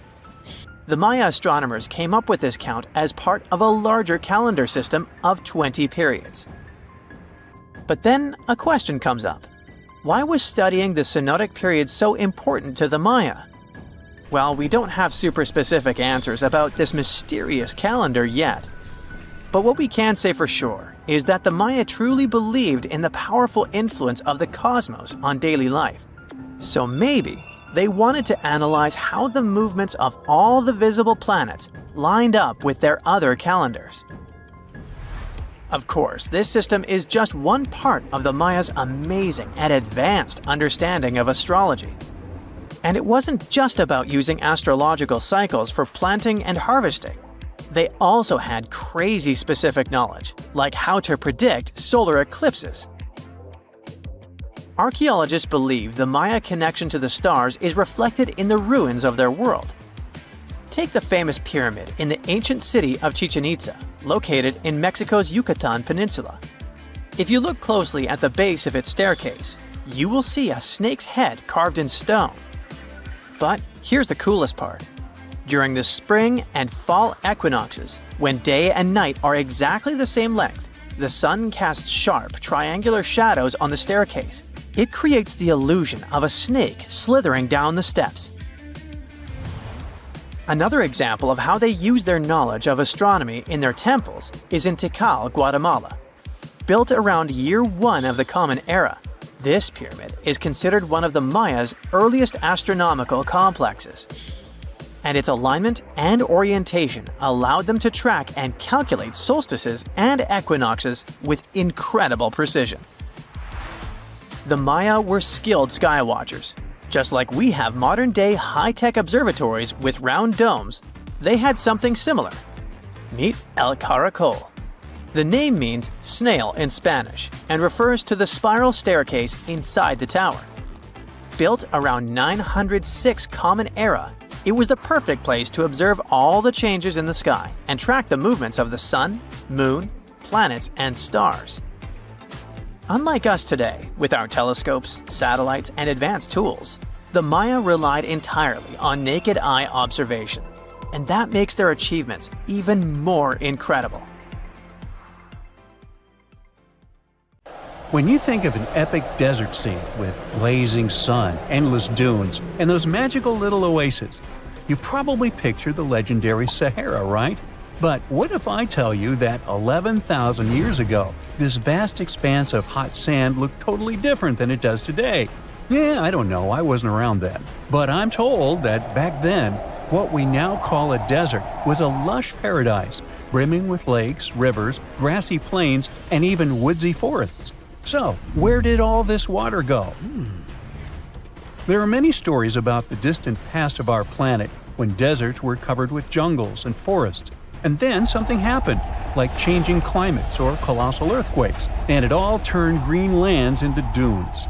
But how about a theory that Sahara became a desert because of humans and goats? The Sahara has seen its fair share of wet and dry drama throughout the ages, mostly thanks to little shifts in Earth's orbital tilt, causing variations in how much solar radiation hits the atmosphere. There were even times called the African humid periods, when the rain would pour in and transform the dry landscape into a bright green haven. But between 8,000 and 4,500 years ago, something really funky happened to this region. Certain areas went from humid to dry, way too fast to explain it by just orbital changes.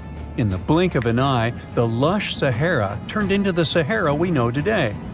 Now, if you ask scientists why it happened, they will tell you, oh, it's just poor parameterization of the data. Bet you didn't get it, did you? What? Well, right, let me translate it from scientific to common human. It means they really don't know the answer themselves, and they got a bunch of missing puzzle pieces. But as scientists sifted through ancient dirt and pollen samples, they spotted a quirky trend. Wherever there were pastoralists, also known as humans with their domesticated animals, the plant life seemed to shift. It was as if every time humans and their furry friends meandered through the greenery, they turned it into scrub and desert right behind them. Oops. Yep, chances are that by overgrazing, humans were sapping moisture out of the atmosphere, since plants give off moisture, which helps make clouds, and making things even sunnier, leading to a quicker end of the humid vibes. Plus, our ancestors may have been getting a little too cozy with fire for land management, further speeding up the desert takeover. Anyway, scientists are sure that this lush Sahara would have turned back into desert eventually, even if humans hadn't shown up, thanks to Earth's natural rhythms. So there's no need to pin this abrupt change solely on humans. It could simply be about nature getting feedback from vegetation and dust cycles. It's difficult to determine what caused these changes, as it's all interconnected. During the last humid period, the Sahara was filled with hunter-gatherers. As things got a little drier, they started herding animals for food. The weather pushed people to herd cattle. It's also possible that grazing sped up the landscape degradation. So, which came first, the chicken or the egg? Or in this case, the human or the cow? It's tough to tell with the evidence we have now. Now today, it's safe to say that water is no longer that big of a problem in the Sahara, even though it's a huge desert and the times of lush forests there are long gone. But technology's got us covered. For example, the Nubian Sandstone Aquifer System, the biggest underground water stash on the planet. It's nestled beneath the Sahara Desert's eastern edge and stretches across 4 northeastern African countries – Sudan, Chad, Libya, and Egypt, covering a whopping 770,000 square miles and holding around 36,000 square miles of groundwater. Just look at the pipes transported when it was being built. It's the world's largest irrigation project. No wonder it's feasible to thrive in the Sahara today. But imagine thriving in the Sahara Desert with just one water source. Sounds like a tough gig, right? But the ancient Garamantes did just that, surviving and even thriving for nearly 1,000 years without monsoons or rivers flowing to their desert paradise. These clever folks were the trendsetters of urban life in the sands, and even the Romans couldn't help but notice their genius. While many thought they were just desert-dwelling savages, the Garamantes were busy building an empire in one of the toughest climates on Earth. But how did they do that? Well, they got crafty and dug a whole bunch of underground tunnels to tap into a massive sandstone aquifer. They were literally squeezing every drop of life from under the dunes. But recently, research showed that the Garamantes weren't just hardworking, they were pretty lucky too.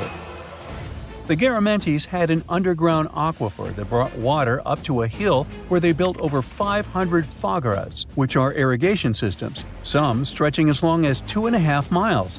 It was like sipping water through a straw, which let them irrigate their crops for nearly a century, especially since even a little rain would help recharge the system.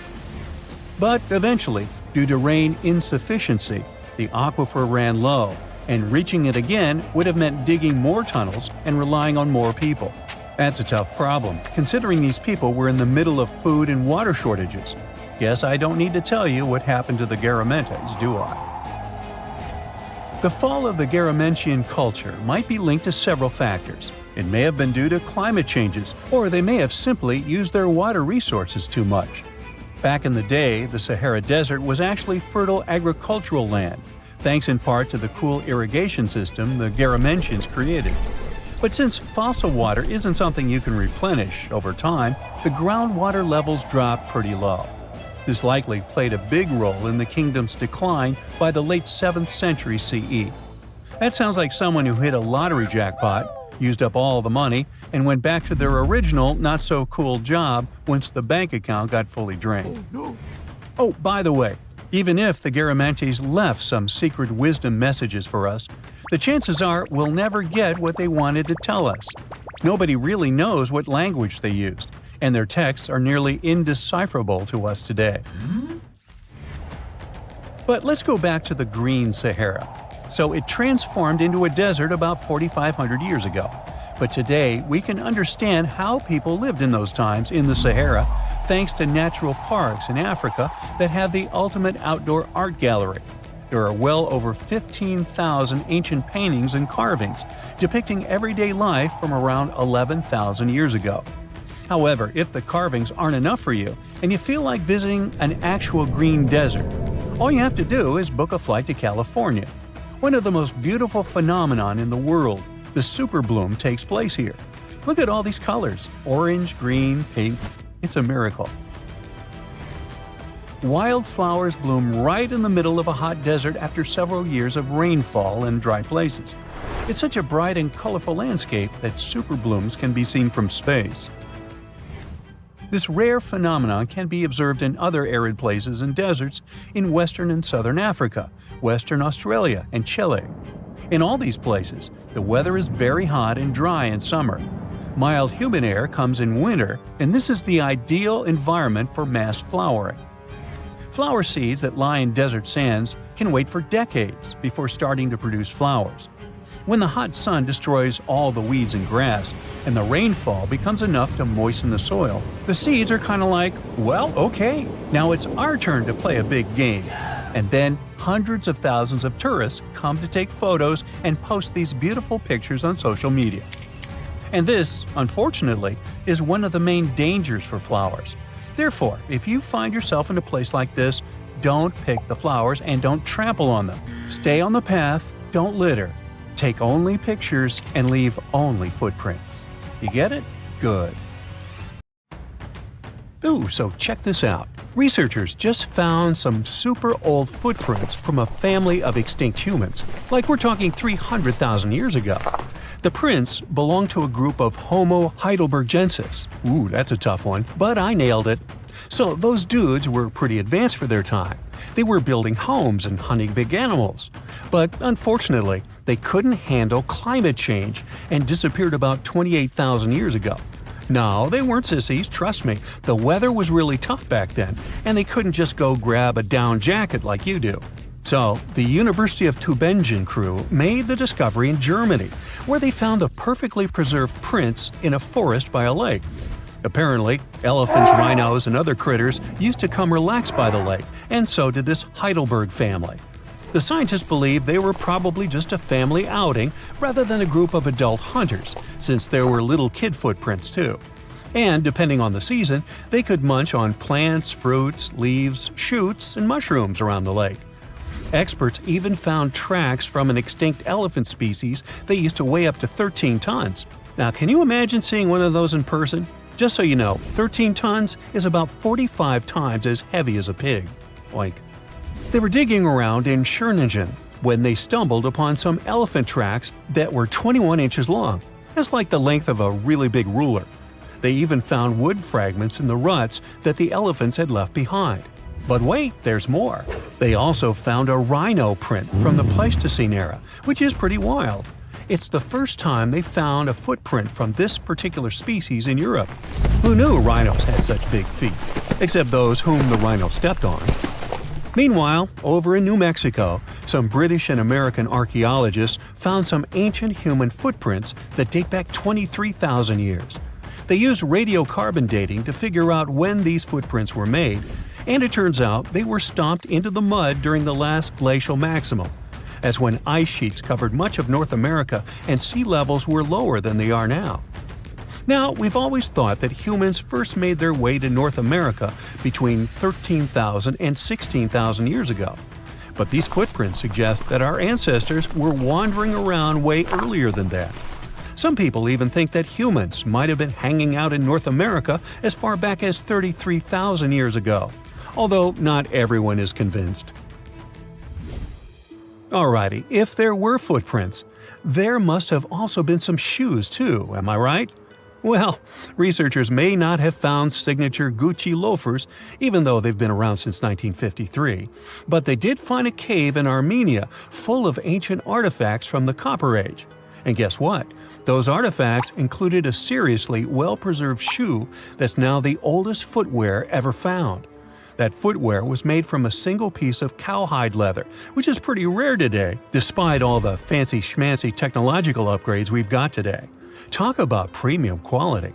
Currently, the coolest modern-day designer shoes are trying to copy this hole-cut technique. The shoe was also rubbed with some kind of plant or vegetable oil for extra durability, and it even had shoelaces that crisscrossed through a series of holes, just like our beloved sneakers today. The shoe was about the size of a woman's US 7, so we're guessing it was tailor-made for some fancy-pants wealthy person. Can you imagine rocking these feet whips back in the day? They were possibly the talk of the town. Now, since we're talking about shoes, have you ever had that gross feeling when you step in something sticky? Especially if you're wearing a brand new pair of white sneakers? No, not what you're thinking. I'm talking about chewing gum. It's a total buzzkill to have it stuck to your shoe. A super cool British archaeology student named Sarah Pickett found a 5,000-year-old piece of Neolithic chewing gum made from birch bark tar while on a dig in Finland.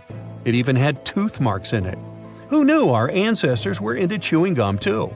Apparently, birch bark tar has antiseptic properties, so it's believed that Neolithic peeps chewed it to help treat mouth and gum infections. So it looks like people have been spitting out gum since the beginning of time. Ah, what a tradition. Prehistoric designers had way more than just shoes to offer to prehistoric fashionistas. You're not going to find such a statement piece in the mass market, and I'm not sure about high-end boutiques either. Yep, it's supposedly the oldest purse ever found, and yep, those are dog teeth used as decorations for a handbag. According to one of the archaeologists, these teeth were all the rage back in 2500 BCE. People were putting them on everything, from clothes to jewelry. But this particular handbag was something special. It had over a dozen sets of teeth and was super fancy, which means whoever owned it was perhaps a VIP. Unfortunately, the purse itself didn't survive the test of time. All that's left are these teeth, pointing in the same direction and looking like a modern-day handbag flap. It must have been truly chic back in the day, but it's a good thing we've moved on to more humane materials for our accessories. Did you hear about the dino-sized discovery on Yorkshire's coast? Yep, sometimes scientists discover not human footprints, but dino footprints. This time, they found a record-breaking dinosaur print that could have been left by a predator taking a break 166 million years ago. Can you imagine a T-Rex lounging on the beach with a smoothie in hand? This 3-foot-long fossil, spotted in Burniston Bay near Scarborough, is the largest ever discovered in the region. The team of researchers who studied the track concluded that it was made by a giant carnivore like a megalosaurus. That's one big and hungry dino.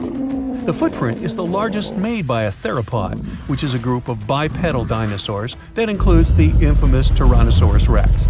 So, we're talking about some seriously big and scary creatures here. A paleontologist from the University of Manchester said the discovery had shed new light on the behavior of these carnivorous giants. Apparently, features of the footprint suggest that this large predator was squatting down before standing up. Maybe it was doing some yoga or taking a bathroom break. Who knows?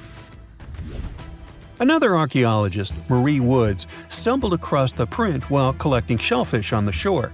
She said she couldn't believe what she was looking at.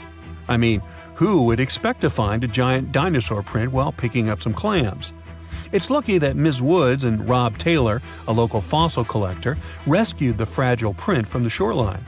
Experts warned that it was at risk of being lost to erosion or landslides. Now, plans are in motion for the footprint to go on public display at the Rotunda Museum in Scarborough. But there's some more dino-mite news. Several drought conditions in Texas have revealed ancient dinosaur footprints that are over 100 million years old. Multiple dinosaur tracks belong to the dinos were recently discovered at Dinosaur Valley State Park in northwest Texas. The droughts have caused a river running through central Texas to dry up almost entirely, which is how these prehistoric prints were finally uncovered. This guy was a real beast, measuring 15 feet and weighing in at 7 tons. It used to roam the area over 113 million years ago, according to the state park. About 60 prints from this dino have been revealed due to the drought, with an estimated 140 tracks from the dinosaur in total. But that's not all.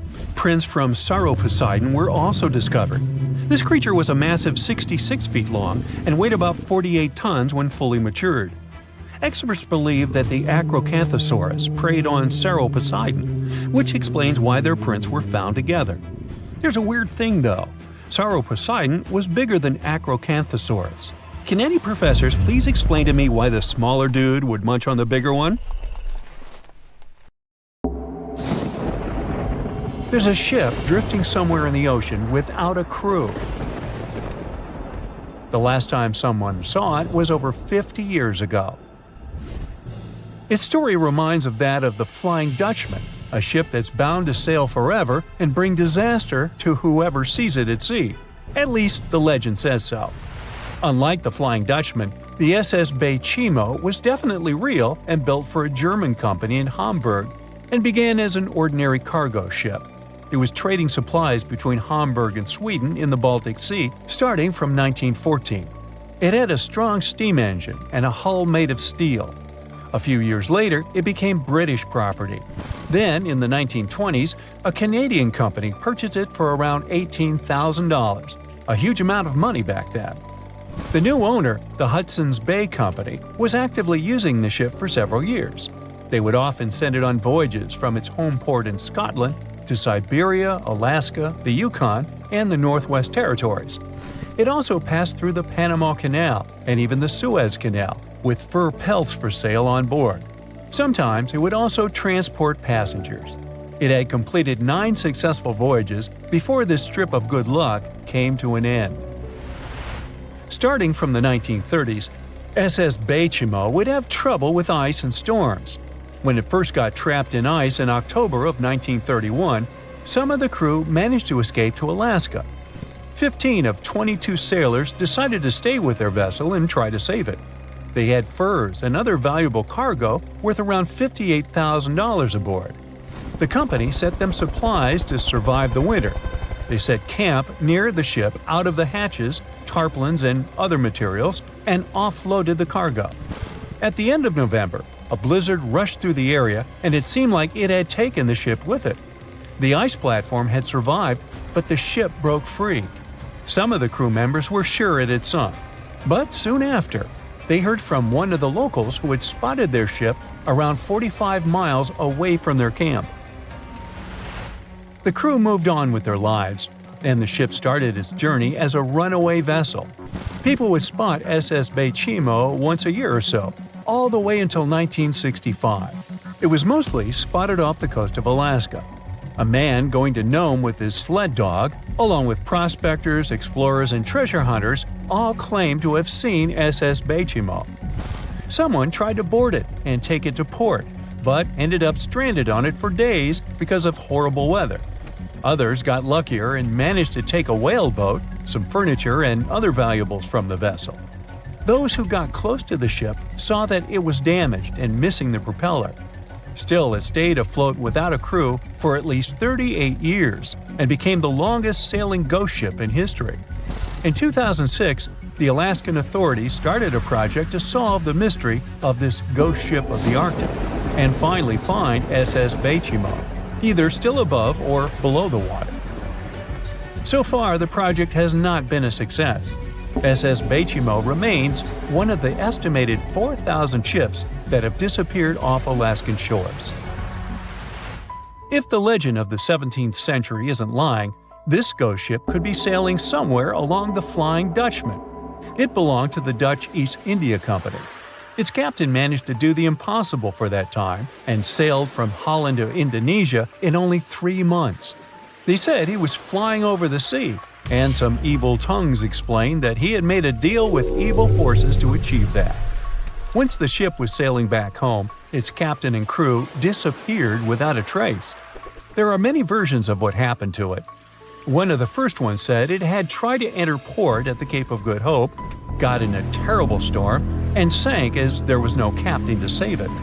Another legend says the captain had refused to obey the skies to let the ship sink during the storm. A scary life form then struck the boat and the crew, and it was condemned to forever wander without rest. Many sailors claim to have spotted the wandering Dutchman. The Duke of York, who was to become King of England, mentioned having seen it in Australian waters. Right after spotting the ship, the man who saw it first fell from the top of the mast and didn't survive. There were more encounters with this legendary ship up to the middle of the 20th century. Ships would nearly collide with it as the Flying Dutchman jumped out of the blue. Scientists have a more logical explanation for this mystery: Fata Morgana, not to be confused with Hakuna Matata. Now, when you're out at sea on a hot day and the air is all wavy, it feels like when you look at the road on a scorching summer day. That's because of something called atmospheric refraction. When light passes through different layers of air with different temperatures and densities, it bends and twists. Sometimes, under certain conditions, this bending of light can create really bizarre optical illusions over the ocean, like sightings of the Flying Dutchman. The Fata Morgana phenomenon can make distant objects appear distorted, stretched, or even lifted above the horizon. So you can see a ship far away, but because of the way the light is bending, it will look like it's floating above the water or even disappearing and reappearing. A Fata Morgana is most commonly seen in polar regions, especially over large sheets of ice that have a uniform low temperature. But you can see it anywhere, even in deserts and over lakes on hot days. The first stories about ghost ships go all the way back to ancient Greek and Roman mythology. One of the most famous ghost ships in history is the Mary Celeste. This brigantine was traveling from New York City to Genoa and was fully stocked with provisions, but missing a crew when it was discovered in the Atlantic Ocean in 1872. The crew's personal belongings were also there, completely undisturbed. The final entry in their log was made 10 days earlier. We still don't know what happened to its crew, and the ship has inspired many spooky stories and legends. The Lady Lovibond was another legendary schooner that is believed to have been wrecked off the coast of Kent in the middle of the 18th century. The story tells that the ship's captain, Simon Reed, had just got married and took his bride on board for a celebratory cruise, despite the superstition that it could bring bad luck.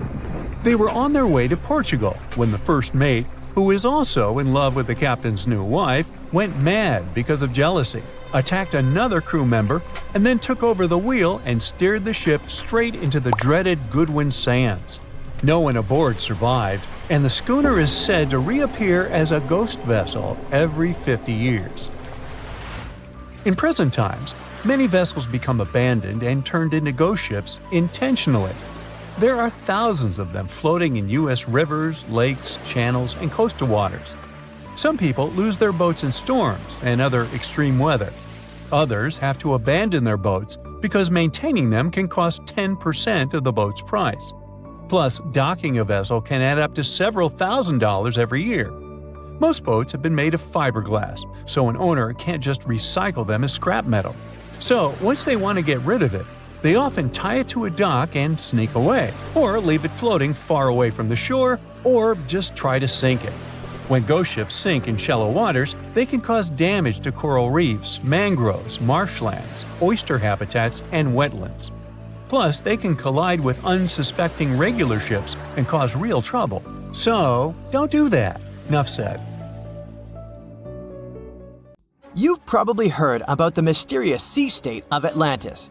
It was a high-tech utopia where people lived happily, but then something happened, and Atlantis disappeared from the face of the earth.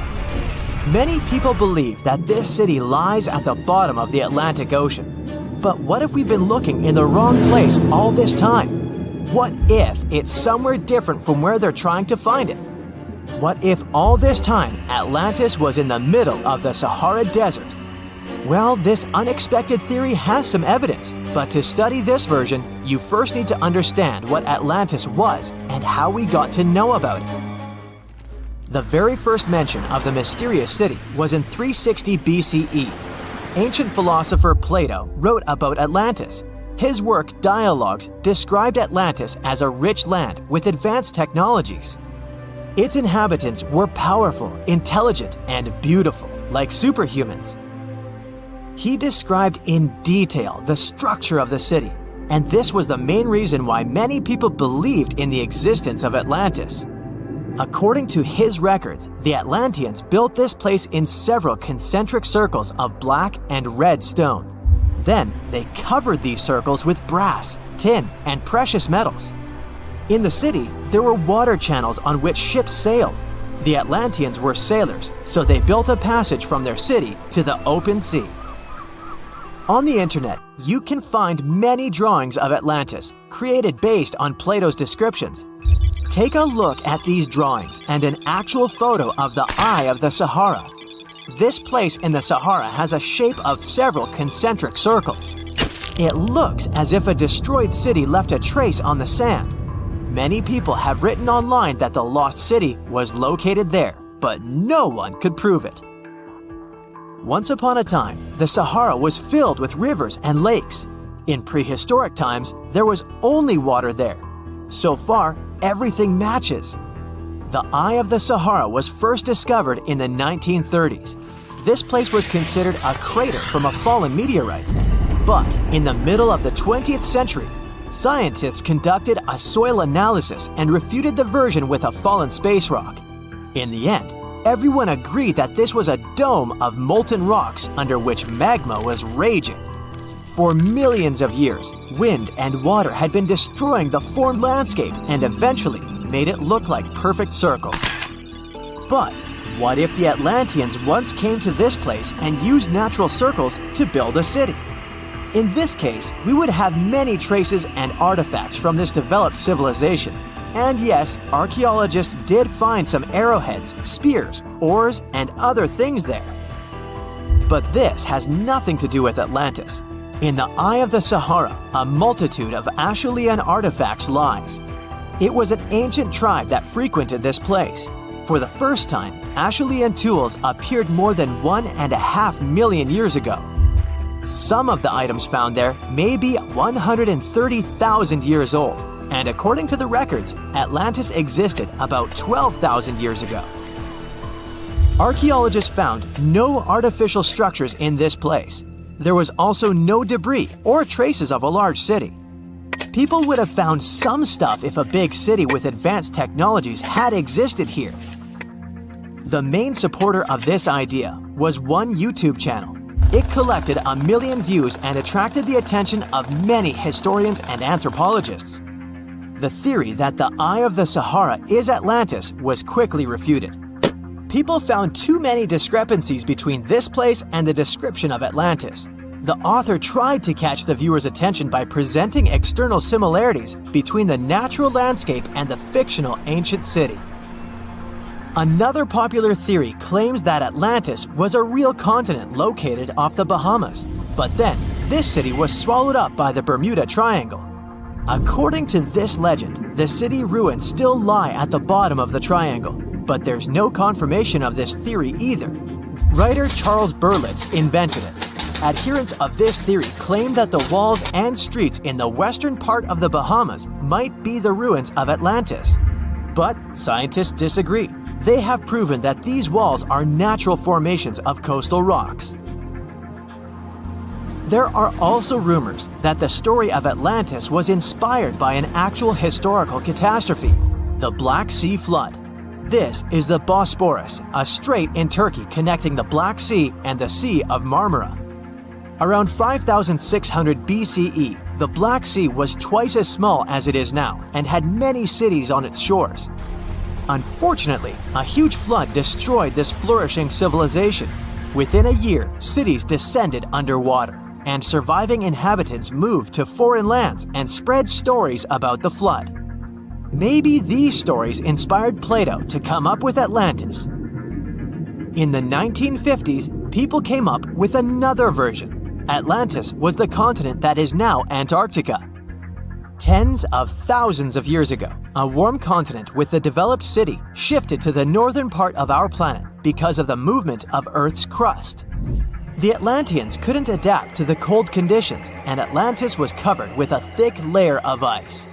This theory was refuted when scientists began studying the tectonic plate's nature. It turned out that Earth's crust couldn't have moved such a huge continent as Antarctica. The tectonic plates don't behave this way at all. But the main question is, was Atlantis real? No one had described it before Plato. Perhaps the philosopher came up with it. Maybe he did this to emphasize the correctness of his views on life and to identify his philosophical theories. In his works, he wrote a lot about divine and human nature and how people can destroy this nature. He spoke of decaying ideal societies because of immoral behavior and vices.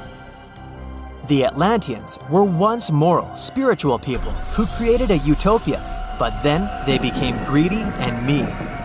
They destroyed their inner nature, and for this, they had to witness the destruction of their city. One night, fires and earthquakes hit Atlantis and plunged the city into the sea.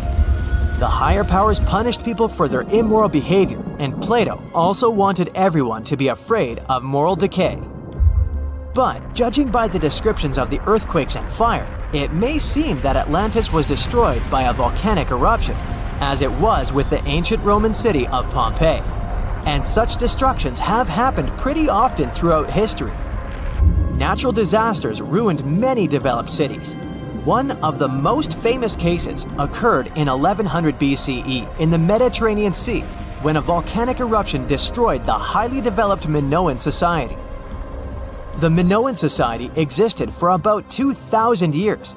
These people mostly lived on the islands of Crete and Santorini, located north of Crete. The Minoans had beautiful houses, a sewage system, and a developed economy. They were engaged in agriculture, grew fruits and vegetables, painted frescoes, and made jewelry. They were the first people to found the thalassocracy, an empire based on the sea. They lived off of fishing, piracy, and maritime trade. At the time, they performed cruel rituals, and their way of life was far from moral. They were used to earthquakes on the island of Santorini, so they reinforced the walls of the city with wooden beams, but they didn't know what a volcanic eruption was. And when the sulfur smell appeared in the air, they didn't suspect the impending catastrophe.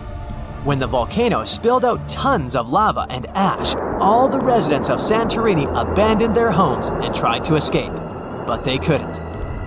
The eruption and earthquake triggered a tsunami. A large wave flooded the coastal part of the island of Crete. This hit the economy of the Minoans hard and destroyed their port harbor. Then, foreigners attacked Crete and finally destroyed the developed civilization.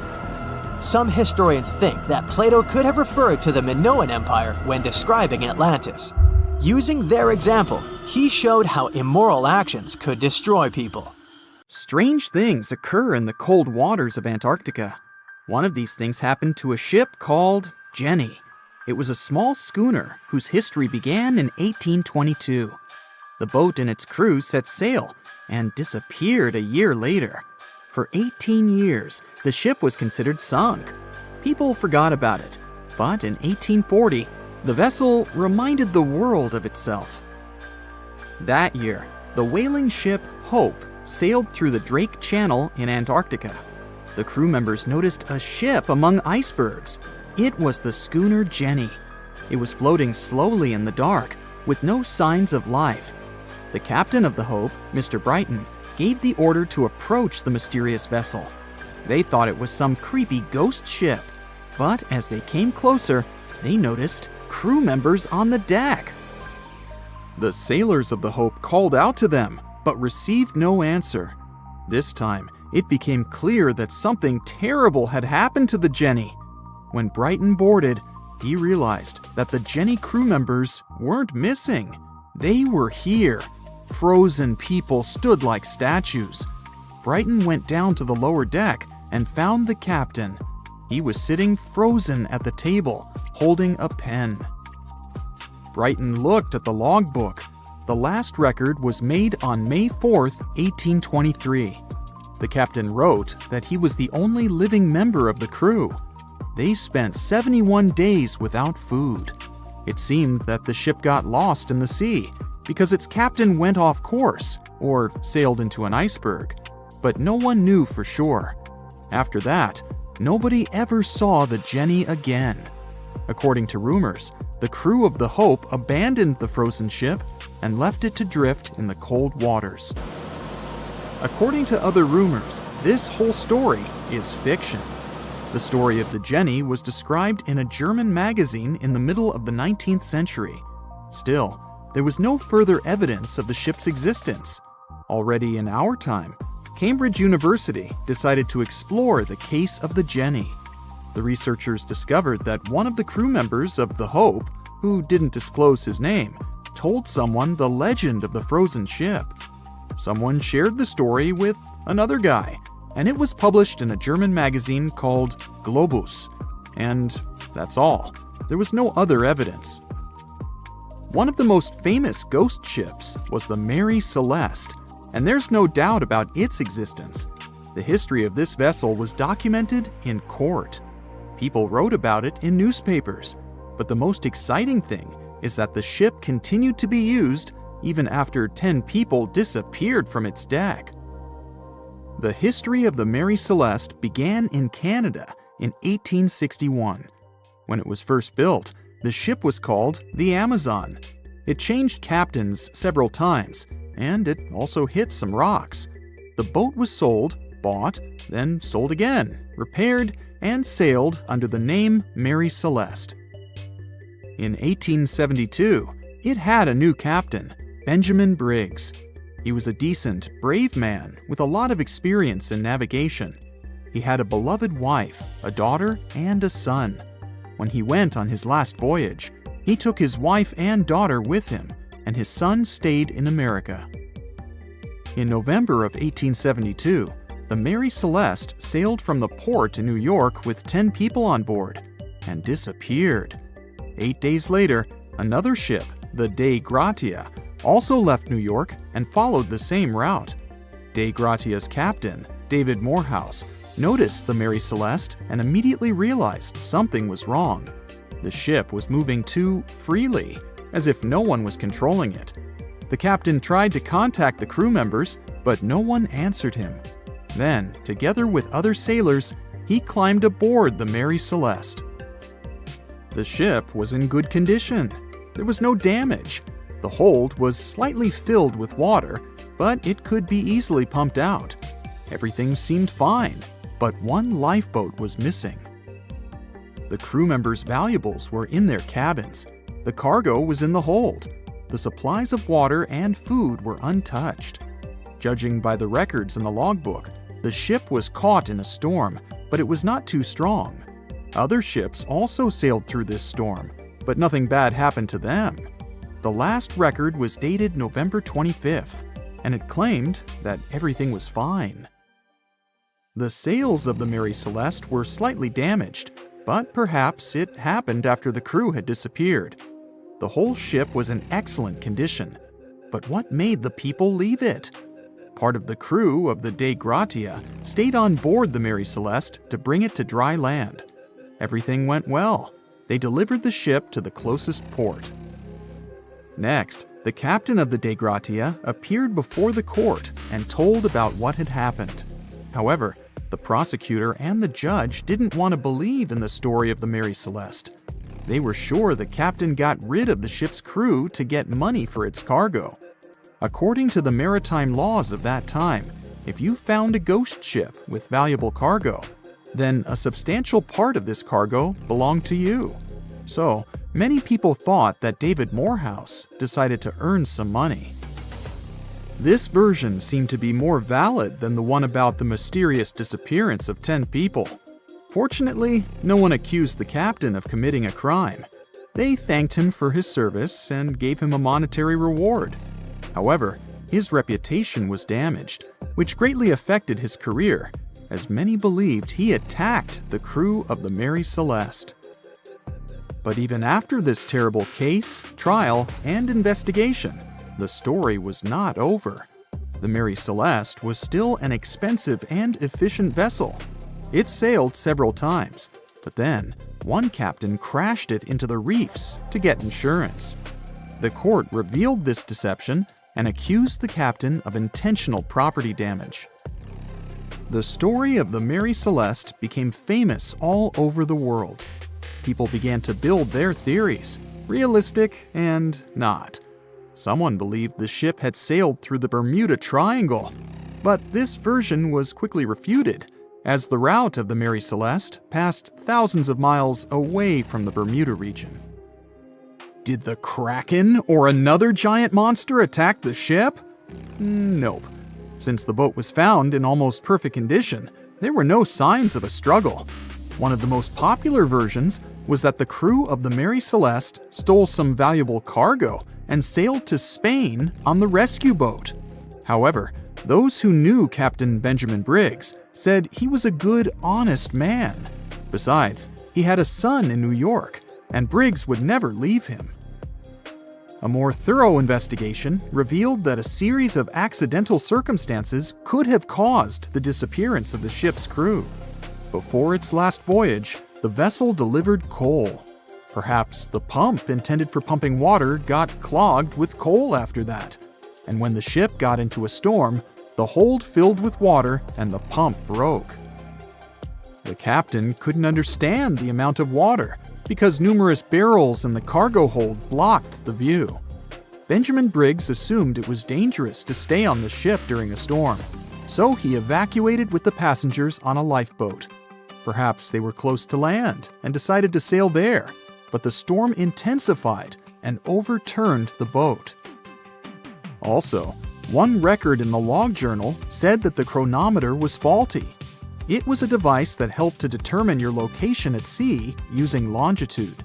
Briggs got lost and didn't know which way to sail. The storm was strong, and he couldn't determine whether the ship would sink. Perhaps Briggs decided to leave the ship in a rescue boat when he saw the coast of the Azores.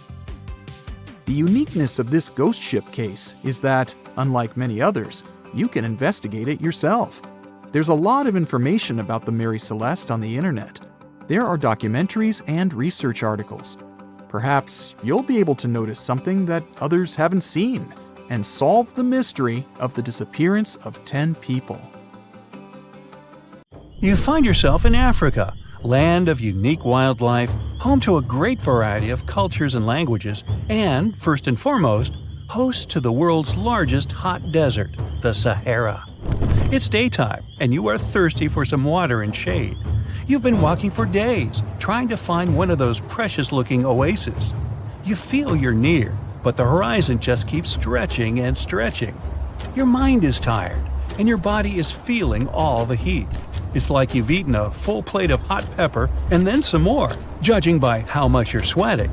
And when I say hot, think 100 degrees Fahrenheit hot, on average. No wonder this is happening. After all, you find yourself in the world's biggest hot desert. Now, I say hot desert since the biggest deserted landscapes are actually the cold ones, located in Antarctica and the Arctic. Icy Antarctica's frozen desert is more or less the size of 1 million LAXs. Yep, the Los Angeles International Airport. The Arctic Desert is just a bit smaller than that. Now, in case you don't know, the Sahara Desert is located in northern Africa, stretching from the Atlantic Ocean all the way over to the Red Sea. It occupies an area large enough to place approximately 100,000 Disney World theme parks side by side. According to scientists, its boundaries are expanding. Deserts usually form in the subtropics because of what's called Hadley circulation. The air rises at the equator and descends into the subtropics. This circulation of air has a drying effect, which helps the formation of desert landscapes. Since the 1920s, the Sahara is considered to have expanded by over 10%. How is this happening? Well, let's start from the beginning. You probably know the Sahara Desert as one of the most inhospitable places on Earth today. Just FYI, for a place to be considered a desert, it has to receive less than 4 inches of rain per year. Due to the very small precipitation index, deserts are usually dry and arid places. There is little humidity in the air, and daytime temperatures can go as high as 130 degrees Fahrenheit. Usually, there isn't that much animal and plant life because of the lack of water. But in the Sahara's case, it wasn't always like that. It may be difficult to imagine northern Africa without the tons of sand it has today. But about 20,000 years ago, the Sahara was actually one big oasis. Recent discoveries show clear evidence of what the scientists now call the Green Sahara. In the mid-1800s, a German explorer crossing the Sahara encountered some paintings and engravings that nomad artists had left behind. What he saw in those paintings looked nothing like his actual surroundings. Instead of an arid landscape with only camels and desert vegetation, the rock paintings depicted jungle animals like giraffes and hippos. There were even images of livestock and grazing animals such as cattle and sheep, something that seems impossible for modern-day Sahara. Artists usually draw what they see around them, so this finding really intrigued the German explorer. The drawings were so detailed that the artists must have had close contact with those animals. You can find this rock art spread out in the northern part of the African continent, from western Sahara to Saudi Arabia. Geologists soon took a keen interest in this and found the first clues to what this could mean. They have been able to confirm that, in fact, northern Africa was once much wetter. They found evidence from nearby deep-sea sediment off the coast of Mauritania. Sampled cores of underwater sand and mud, known as Saharan dust flux, show geologists that, indeed, a green Sahara was possible. The more dust is blowing off of the desert and into the bottom of the ocean, the drier the climate in the region. The sediment cores show that there was much less dust, only half as much, coming off northern Africa during the humid period. This period has to do with Earth's natural cycles. Normally, the Earth rotates at a tilt of 23.5 degrees, but this angle is not consistent and changes over time. Earth's tilt is responsible for the amount of sunlight each hemisphere receives. It affects several ecosystem functions on the planet. During the time of the Green Sahara, the Earth received between 4 and 8% more sunlight than it does today. So, when the Earth tilted about 20,000 years ago, the northern hemisphere received more direct sunlight, which affected humidity levels in the region. As the northern hemisphere got warmer, this affected monsoon activity, more specifically, the West African monsoon. Monsoons are wind systems that affect a region's rainfall index and humidity levels. As a part of the globe gets warmer, it allows for more air to rise. It combines with the wind to draw moisture up into the atmosphere. Little by little, northern Africa also became wetter. The increased moisture made the Sahara so wet that there were actual bodies of water in the region. As vegetation grew, the plants held onto moisture better than bare sand could. There is evidence of natural basins throughout the Sahara and lakes so big they would fit all of the U.S.'s Great Lakes inside of them. Archaeologists uncovered evidence of vibrant societies in what are now arid areas. It looks like ancient cultures were able to take full advantage of the African humid period. According to researchers, the human population peaked across the Sahara about 9,000 years ago. There are traces of fireplaces, hunting tools, fish hooks, and even mounds of fish bones. Records show that there have been over 230 green periods over the span of 8 million years. Solar radiation is always changing due to natural orbital cycles. That's why Earth will most certainly see another green Sahara moment. It might be thousands of years from now, but it will happen. The same way the Sahara turns green, it turns yellow again. Let's put it like that. All it takes is a significant axial tilt and a few years of readjusting. However, another phenomenon is calling the attention of scientists now. Recent studies by the National Science Foundation from the University of Maryland show the Sahara has expanded 10% over the past 90 years. This phenomenon is called desertification, which literally means fertile land turning into desert land. The Sahara Desert is now advancing into the semi-arid region of Sahel. In 1950, this region was home to 31 million people. Today, its population is over 100 million people. This rapid population growth has largely contributed to the Sahara's expansion. Farmers that were once nomads began settling down. Land usage grew more intense, aiding in weakening the soil. The demand for food has caused an overcropping of the land, so even more of it is turning into the desert now. The study also shows that natural climate cycles can affect rainfall in the Sahara and the Sahel. Scientists affirm that all deserts fluctuate, not only the Sahara. A desert's boundary may expand in the dry winter and contract during the wetter summer. South of the Sahara lies the Chad Basin. It is a natural body of water that now serves as an indicator of the Sahara's expansion. The Chad Basin is located in the region where the Sahara is advancing southward. An atmospheric and ocean expert from the University of Maryland explains that rainfall has reduced greatly in the entire region. Due to reduced rainfalls, there is less water across the entire basin, and even Chad Lake is drying out. Just like the Sahara, the Atacama Desert in Chile, deemed the world's driest, is also expanding. It is located north of the city of Santiago, and its southern border is expanding toward the Chilean capital. Because the climate is getting drier and drier here, the city of Santiago risks turning into an arid or semi-arid region itself. The once fertile valleys of local rivers that lived on agriculture and livestock for many generations are losing their revenues as Chilean land is turning into a desert. Since 2010, Santiago has received only a third of its annual rainfall. Outside of the city, farmers are digging holes in search of blue gold, or simply put, water. The situation here is very similar to that of Sahel. So tell me this, were you as surprised as I was to find out what has been happening in the Sahara region? Feel free to share in the comments below. So the Sahara Desert is so big that it covers 8% of the world's territory. It's bigger than the USA or China. Surprisingly, the Sahara is not the largest desert in the world. It is the third largest, behind Antarctica and the Arctic. But it is definitely the hottest one. Temperatures there reach 136 degrees Fahrenheit. This place has some of the most incredible sand dunes you've ever seen, towering up to 1,476 feet. But here's the kicker. There's a real risk that these dunes might continue to spread until they cover the entire world. Surprisingly, the influence of the Sahara Desert extends far beyond its borders. Its dust, carried by powerful winds, makes its way to the UK and across the European continent, particularly in winter. This dust, settling on the ground where it rains, is a familiar sight to those in the UK, often leaving a red residue on cars.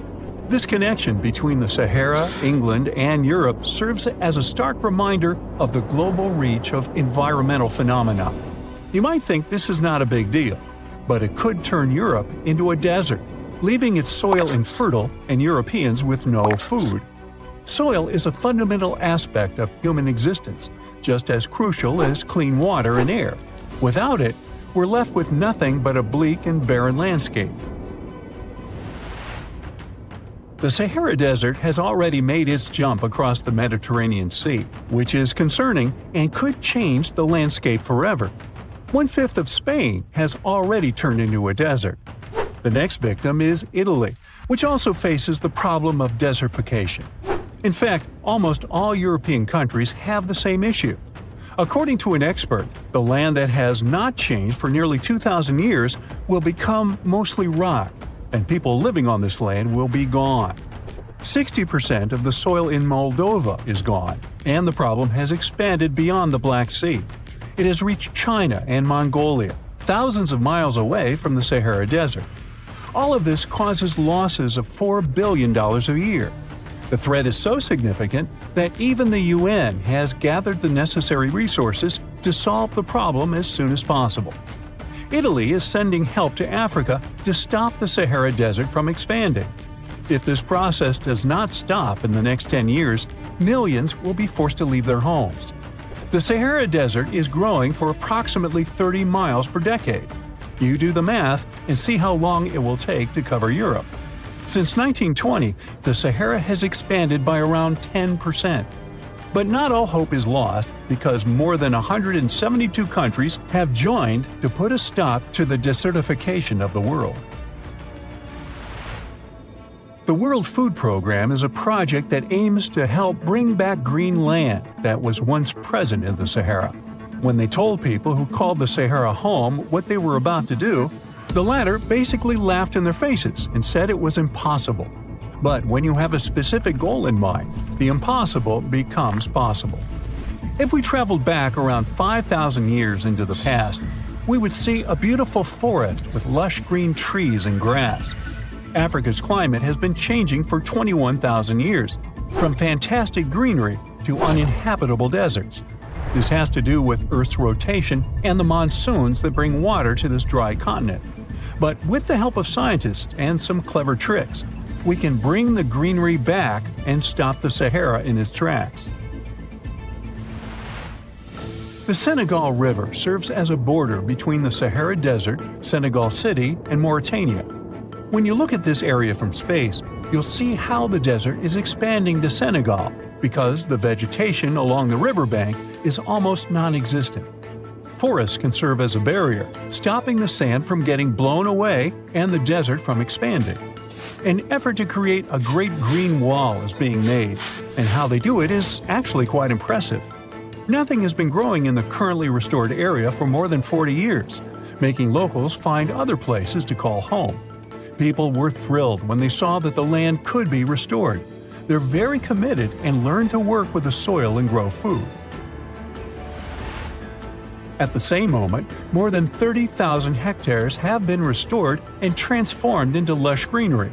The Sahel region is the starting point of desertification, and it is crucial to establish a green wall in that area first.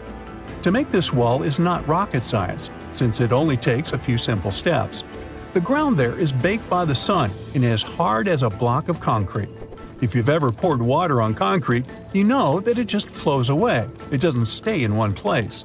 So they had to create water-retaining half-moons that would hold the water and make it available to plants. When you learn about how these half-moons work, you might say, how did they not think of that sooner? Actually, this technique is ancient, and it was once implemented in Sahel, but it was lost over time. When the rain falls, the water is collected into the half-moons that are positioned a bit lower than the ground below contour lines. There is also a kind of bank at the end of the shape that prevents water from overflowing. And in the middle, there are plants that are happy because they have plenty of water to thrive.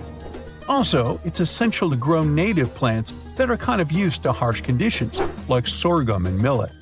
These plants have been surviving there for thousands of years and produce a good amount of biomass, which means the land can be rehabilitated faster and people will have food sooner.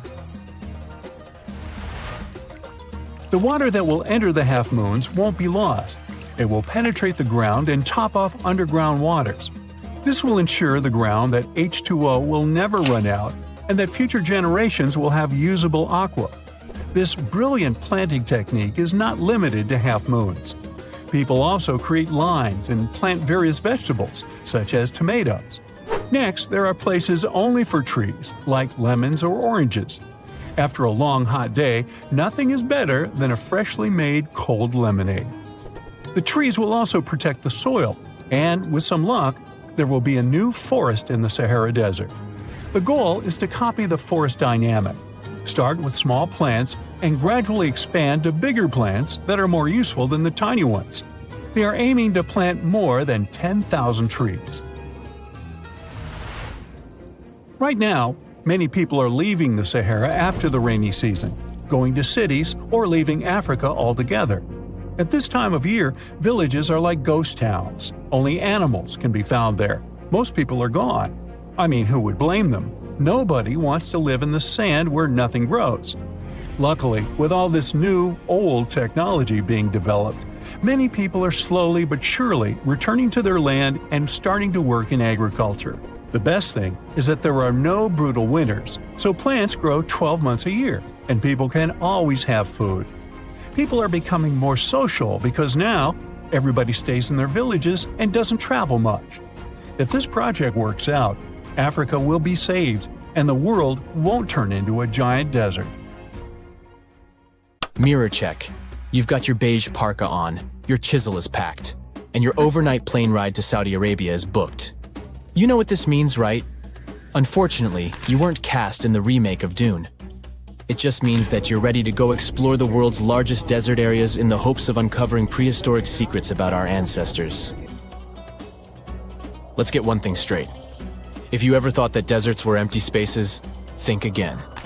They might be filled with sand as far as the eye can see, but they also hold a lot of history, you know, because before humans settled down in cities and towns, we were nomadic people, and we traveled all around the globe looking for food, water, and shelter. So we had to come up with some interesting stuff to survive. Like this thing that was found in the desert of Saudi Arabia. Do you have any idea what this could have been?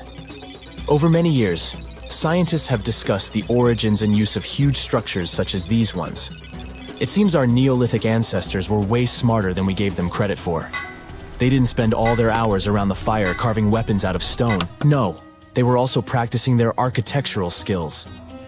These huge stone structures are called desert kites, because if you look at them from a distance, well, they sort of look like kites. Archaeologists have arrived at the consensus that these kites were used to lure animals in. This way, it would make it easier for our ancestors to guarantee their week's food. But that's not all. Take a look at these monolithic structures right here.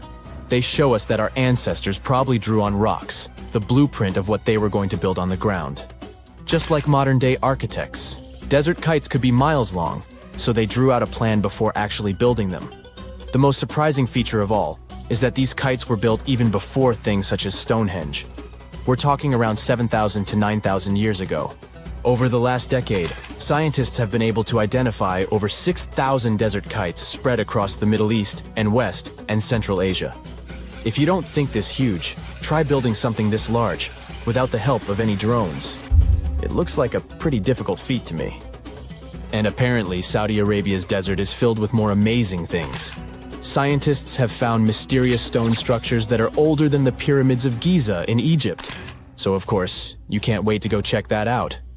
Can we all agree that carrying around heavy rocks to build a pyramid without the help of modern technology sounds absurd? I mean, how on earth did they do it? Now imagine turning back the clock about 2,000 years into the past and finding humans that built similar gigantic structures in isolated areas. Take a look at these so-called mustadils. They are rectangular structures built from piled-up stones, found over 77,000 square miles. Some archaeologists believe that these monuments were used for ritualistic purposes, maybe processions of some kind, where people would walk from one end of the plateau to the other. I'd be down for that. Now let's move on to another deserted area. We're entering the world-famous Sahara Desert landscape. Isn't it beautiful? Here, you're about to unravel an ancient mystery, something that took years for researchers to solve. Fun fact, the Sahara Desert is the world's largest hot desert. It spans over 3 million square miles, which would be like putting 1,000 times the country of Hawaii next to each other. We say it's the largest hot desert because the world's largest desert area is Antarctica. But we all know temperatures over there are freezing, not the typical image of when we think of a desert. Deep into the desert, near the Algerian town of Fogarat et Zoua, something strange was found. For decades, these tiny dots appeared on images of Google Earth, but nobody could explain what they were. Some scientists were sure that these circles are the result of oil activity in the region.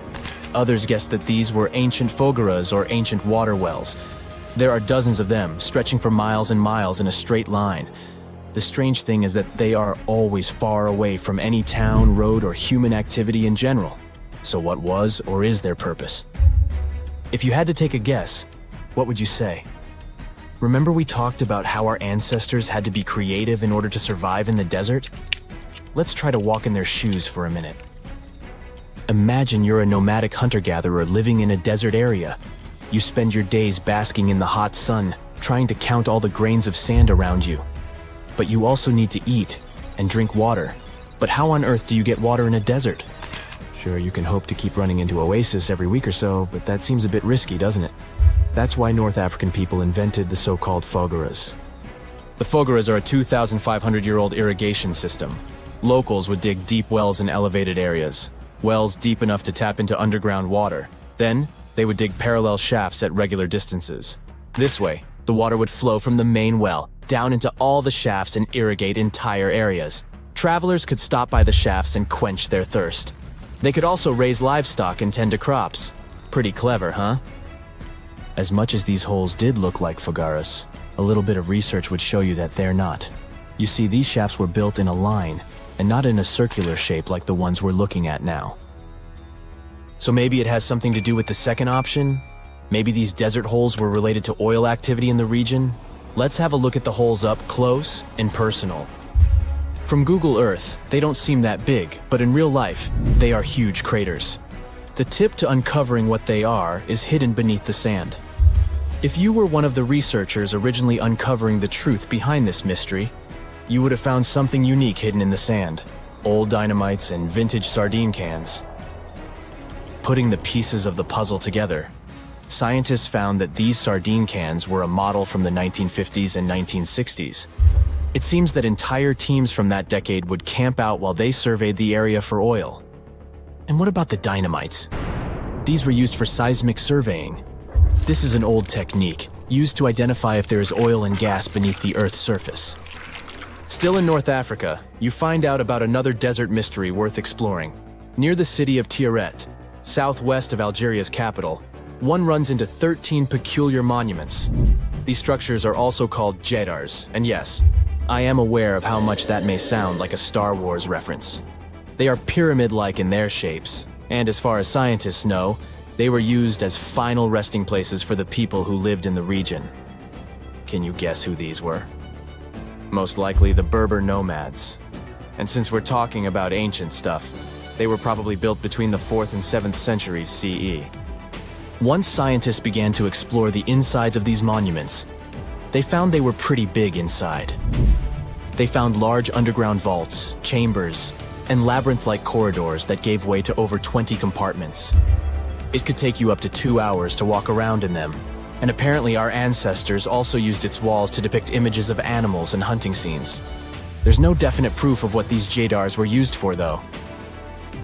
This is so neat, huh? I'm sure that our world's desert is filled with many more mysterious things for us to unravel. I guess I'll see you next time so that we can continue our... We all know some iconic symbols. The Statue of Liberty screams USA. The Eiffel Tower represents Paris. And this mask? Undoubtedly, it's Tutankhamun's, right? Sometimes it feels like historians have squeezed every last drop out of the King Tut story. But guess what? The most obvious details often slip right under our noses. Like the fact that this famous mask didn't actually belong to him, nor was it ever meant for him. Stick with me for the details. Can we get a close-up of that mask? Thanks. See those holes? Yep, they're for earrings. And no, it's not that they had anything against jewelry, but back in ancient Egypt, earrings were typically worn by high-status women or kids. Now, if you know your history, you might say, but Tut was a boy king, wasn't he? You're spot on. He began his reign at just 9 years old.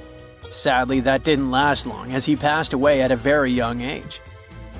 So when he was 9, he might have worn earrings, but he probably took them off when he hit that no earrings age. Sounds reasonable, right?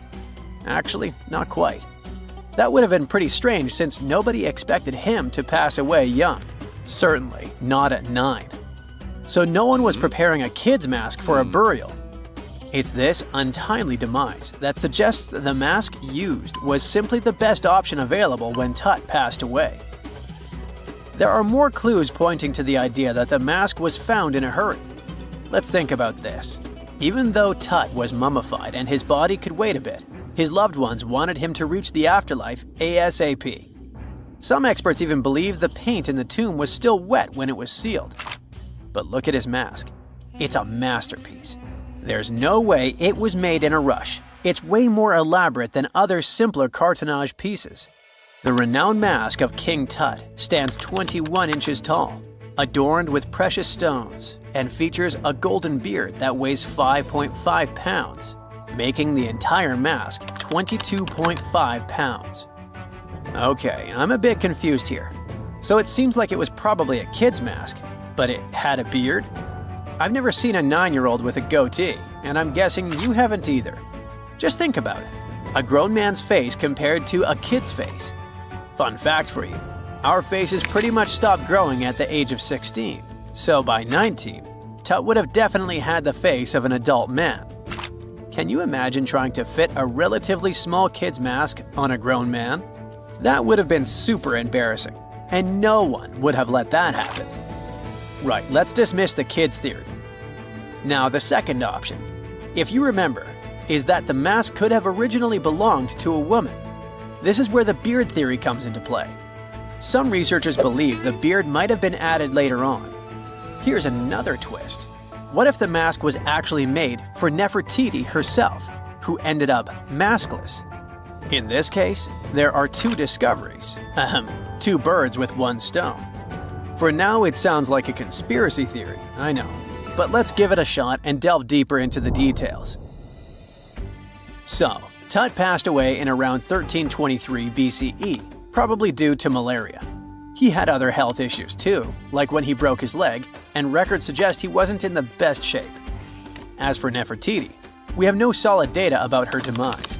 Plus, nobody knows exactly when or where she was buried. The supposed year when she passed away is around 1330 BCE, but she could have lived longer, and the mask was intended and prepared for her. Or maybe they just took her mask right from the burial chamber. After all, they were family. Well, sort of. She was said to be his stepmom, having been married to Akhenaten, who was likely Tut's father. But this is not 100% accurate. Some scientists doubt it. Ah, these ancient Egyptian families. It's hard to keep track of who's who. I know, you're not yet convinced that Tut wore a lady's mask. Let me share one more theory with you. Meet Howard Carter, the enthusiastic archaeologist who discovered Tutankhamun's tomb. It was located in the Valley of Kings outside Luxor, and, to everyone's surprise, was nearly intact. When he entered, he noticed something odd. This didn't feel like a pharaoh's burial chamber. It was classy and all, but it had a vibe that suggested it was made for a woman. Typically, Egyptian pharaohs had larger tombs that suited them better, and even more strangely, it was oriented to the right of the entrance. This didn't add up. That orientation was typical for female chambers, which Egyptian queens used. Another red flag was that the chamber appeared to have been built in stages, and all the artifacts, around 2,000 of them, seemed hastily placed there. Even more curious, they looked like they were meant for other royals. Carter discovered this burial site in 1922, but it remained a mystery as to why it was so bizarre. Almost a century later, Nicholas Reeves thought he may have solved the puzzle. He claimed that King Tut might not have been the original resident of the tomb. Instead, he suggested that the undisturbed resting place of the legendary Queen Nefertiti could be hidden behind the walls of the boy king's burial chamber. Nicholas studied high-resolution photos for months, meticulously examining every pixel. One day, he focused on detailed scans that revealed the texture of the tomb's walls beneath layers of paint. He spotted what he believed to be outlines of two doorways that had been blocked and plastered over to hide them from view. The more he looked, the more it seemed real. Could it be a tomb within a tomb? Nicholas theorized there was a hidden storeroom behind the western wall of King Tut's tomb, and his chamber might just be the outermost section of a larger corridor-style network of rooms. It all sounds fancy, but sorry to break it to you, Reeves' theory was debunked. To find out if he was onto something, experts had to use ground-penetrating radar to see the unseen. Reeves' idea was that if there were gaps, it could indicate the presence of additional rooms. And at first, in 2015, one expert even thought he had found a hidden room. But the glory didn't last for long. A year later, after double-checking, it turned out there were no hidden doorways. By the way, Nefertiti isn't the only legendary woman from Egypt whose burial site remains a captivating mystery. There's a cool legend about Cleopatra that you might enjoy. It's said that she once declared, "No man will ever find my tomb." Kind of fitting, right? After all, the person who's come closest to uncovering her final resting place is a woman. Fast forward a few millennia after she passed away, and while no man has located it, archaeologist Kathleen Martinez believes she might have cracked the code. She's been on the quest for Cleopatra VII's tomb for nearly 20 years, and recently discovered a bust that she thinks represents the famous queen. However, not everyone is on board with her claim. Some experts argue that the bust doesn't resemble Cleopatra at all. Alongside this intriguing marble statue, Martinez's team also unearthed 337 coins, some of which, less controversially, feature Cleopatra's likeness. But the real part is that it's still not officially confirmed. There's no doubt about the existence of the small bust. It's carved from white marble, fits in one hand, and shows a woman wearing a royal crown, according to a translated statement from the Egyptian Ministry of Tourism and Antiquities. The big question, though, is who it actually depicts. While Martinez insists this statue is a representation of Queen Cleopatra VII, many other archaeologists argue that the facial features don't match, suggesting it likely belongs to a princess instead. Sorry, I can't resist the temptation of breaking the magic for a moment. Some folks believe that the whole idea of "no man will find my tomb" is misunderstood. Even if she did say it, what she probably meant was "no living soul," and it wasn't about gender at all. It can as well be just a beautiful legend. Toodaloo!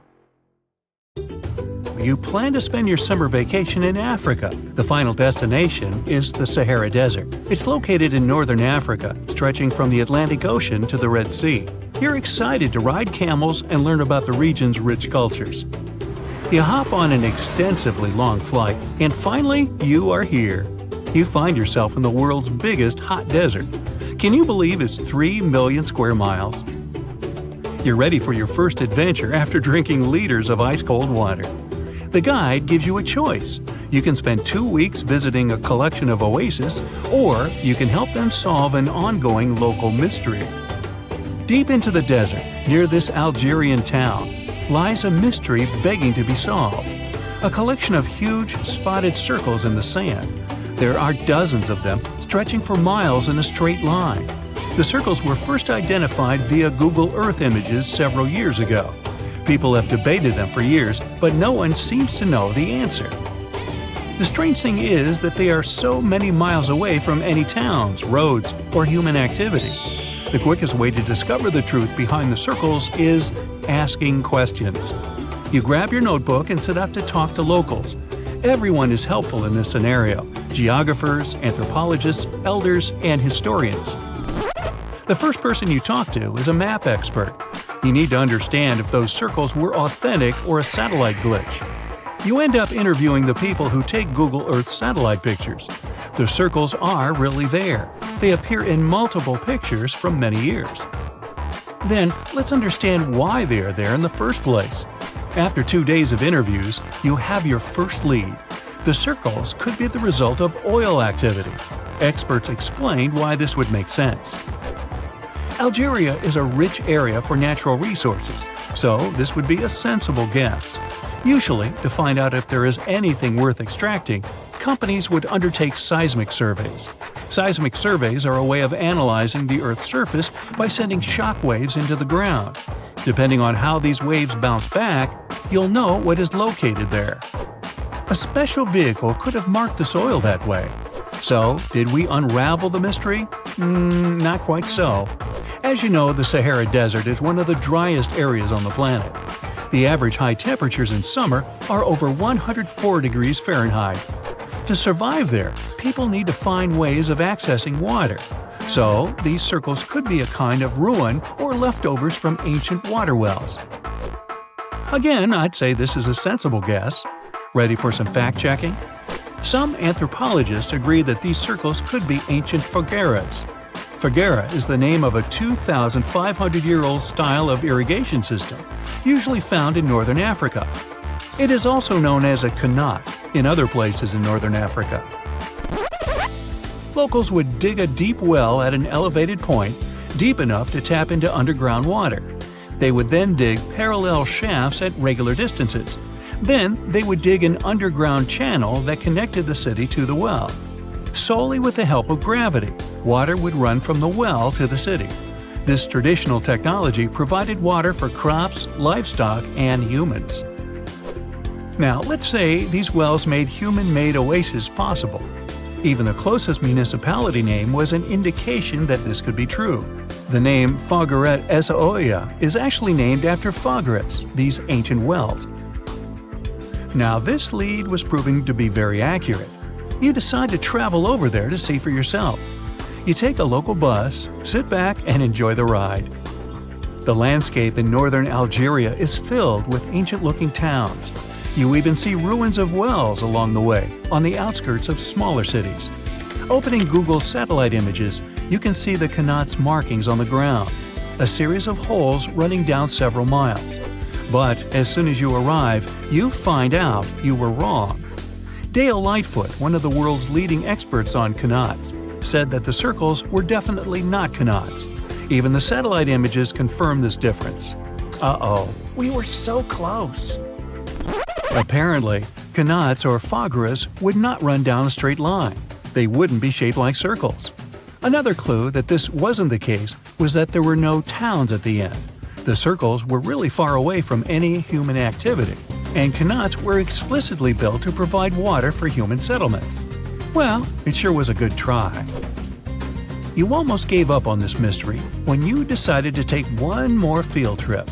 It was days of preparation, pick up cars, food, equipment, all so that the mystery of the Sahara circles could be unraveled.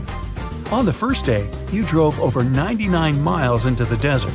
You were always curious to see what this part of the world looked like. Over there, you see nothing but mustard yellow dunes. The night sky is pretty decent though. You can see the entire Milky Way with your own eyes.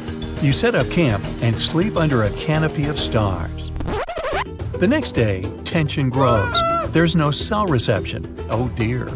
But thankfully, you added the coordinates of the circles to your Google map. And surprise, the offline mode works out there. You follow the coordinates, but it leads you astray. You start to get nervous, thinking this was all in vain. But you and the team get into the car and drive a few more miles past the coordinates on your phone. After a very bumpy ride, you can't believe your eyes. There it is, an enormous crater dug on the sand, surrounded by 12 smaller holes. From up high, it looks like a clock, without the pointers, of course. On the ground, they're very faint. So faint, you almost missed them. Searching the area, you notice all the holes had something similar, metal wires, thin wires that you can pull from the ground. They're buried deep, so you start digging. An object starts to reveal itself. Uh-oh, it looks like old dynamite. This certainly surprises you. Better stop digging to avoid any accidents. At the end of the survey, you feel satisfied, but still curious. What could all this dynamite mean? And who put it there? What comes next is the turning point of your adventure. Walking back to the car, you see something shining on the ground. You approach the item with curiosity. It's round and rusty and looks like a sardine can. What's that doing here? Could this give you more clues about the circle's mystery? Just in case, you pick it up and put it in the car. Back in the city, the puzzle pieces start to reveal the story behind the Sahara circles. You bring photos and the sardine can and show them to local experts. They analyze your material and give you an intriguing verdict. As it turns out, guess number 1 was the closest one to the truth. So, what happened to the first guess? Why do we need to keep digging deeper? Well, because it was only half right. The Sahara circles are not a historical footprint of seismic surveying. Back when the circles were made, this technology didn't even exist. But they sure are related to oil exploration. The dynamite-filled holes were an old method for oil searching. The circles are the leftovers of surveyors looking for resources underground. And the sardine cans? Well, they were left by the workers who held explosion works. You gotta eat, right? According to the model of the can, this happened more or less around the 1950s and 1960s. So these circles aren't even that ancient. More like modern ones, if you ask me. Well. Hope you are glad you tagged along and helped unravel this mystery. See you in the next mystery-solving adventure.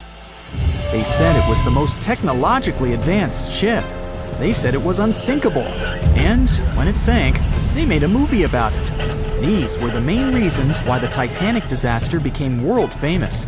But unfortunately, this is not the only large-scale shipwreck. And sadly, there have been cases much worse than the tragedy of the Titanic. One of them occurred on April 27, 1865. The Sultana steamboat carried passengers and cargo daily between St. Louis and New Orleans. It was a pretty large wooden boat with 3 decks and was 260 feet long and 70 feet wide, almost twice the size of a basketball court.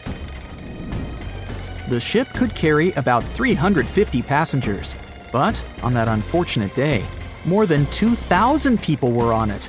On April 23rd, she was making a routine voyage from New Orleans when it broke down. Something was wrong with the boiler, so the vessel docked in Vicksburg for repairs. At the port, the ship's captain, James Cass Mason, found out about an excellent opportunity to earn a lot of money. All he needed to do was to transfer a large group of former prisoners to the north.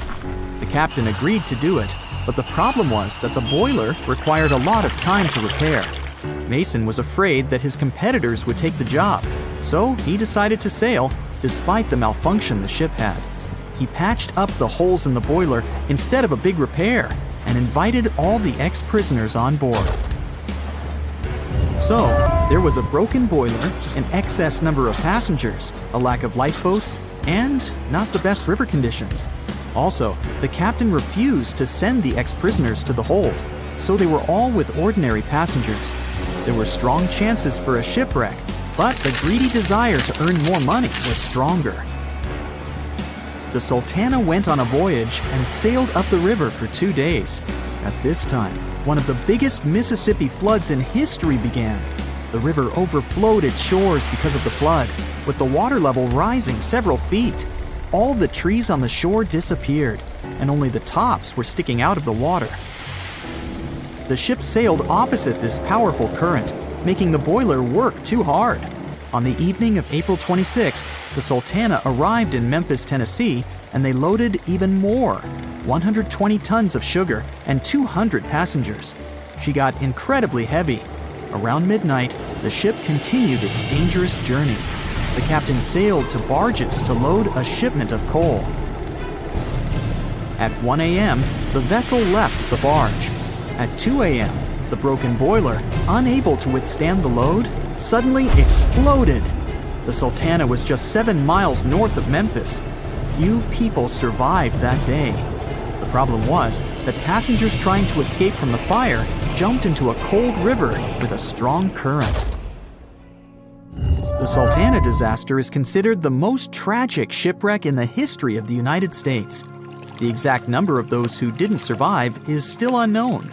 According to various sources, this number was from 961 to 1,800 people. Don't be surprised that almost no one knows this story. There were many more survivors in the Titanic tragedy, and everybody heard about it.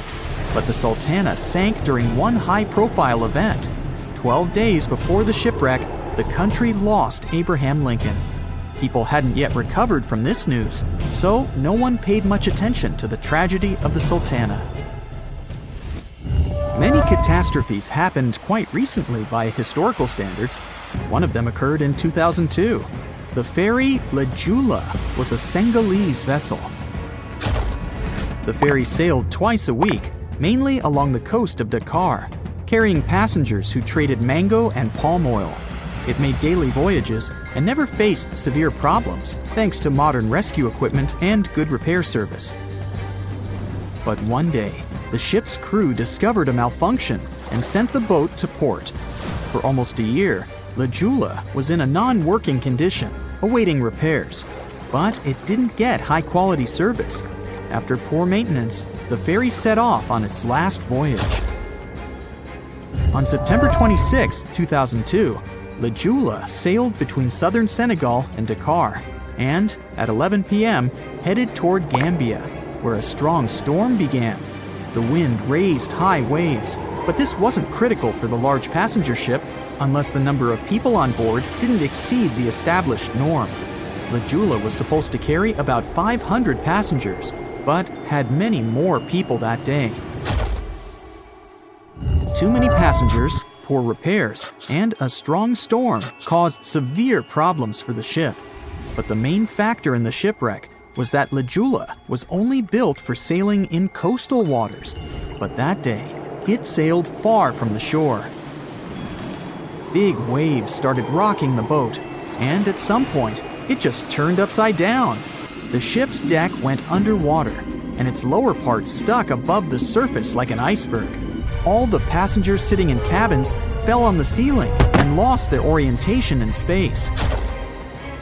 There were no holes or damage in the ship's hull, and water flooded the lower decks for a long time. The vessel stood in a twisted position for several hours.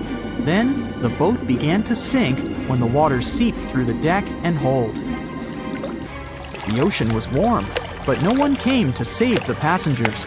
People had to wait almost 4 days to be rescued. Unfortunately, only a few managed to survive.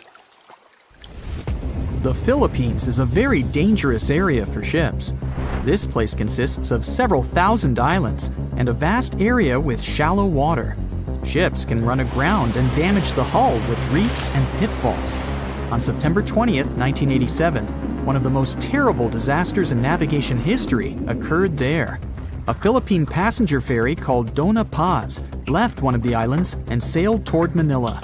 The sun was shining, the ocean was calm, and the visibility was good. But for some reason, the crew members didn't notice how the tanker Vector was approaching them. The two ships collided at low speed.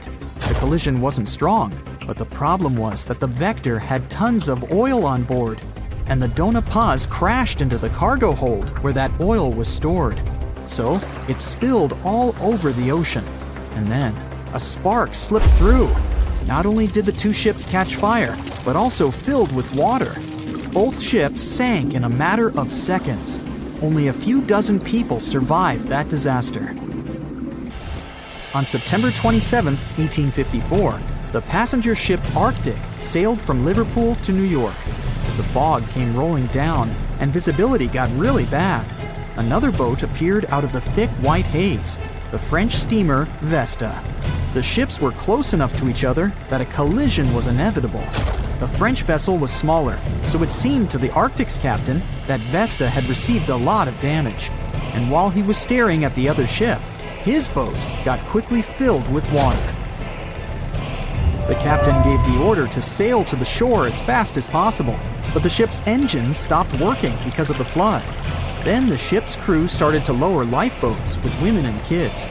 Still, when rescuers found lifeboats with people, it turned out that only 87 out of 400 people survived, 65 crew members and 22 passengers. Surprisingly, there were only grown men among them. The ship's captain survived by clinging to the wreckage. all newspapers wrote about this story as one of the most terrible and shameful tragedies in navigation history. The survivors were criticized because they didn't save women and kids, and the crew members were accused of violating the law, since the safety of passengers should be higher than the safety of sailors. But despite this, none of them were brought to responsibility. Unfortunately, shipwrecks still occur to this day, but fortunately, there are fewer of them than before, thanks to modern navigation systems and radar. But no technology can guarantee there won't be a super strong storm or any other emergency that no one can foresee.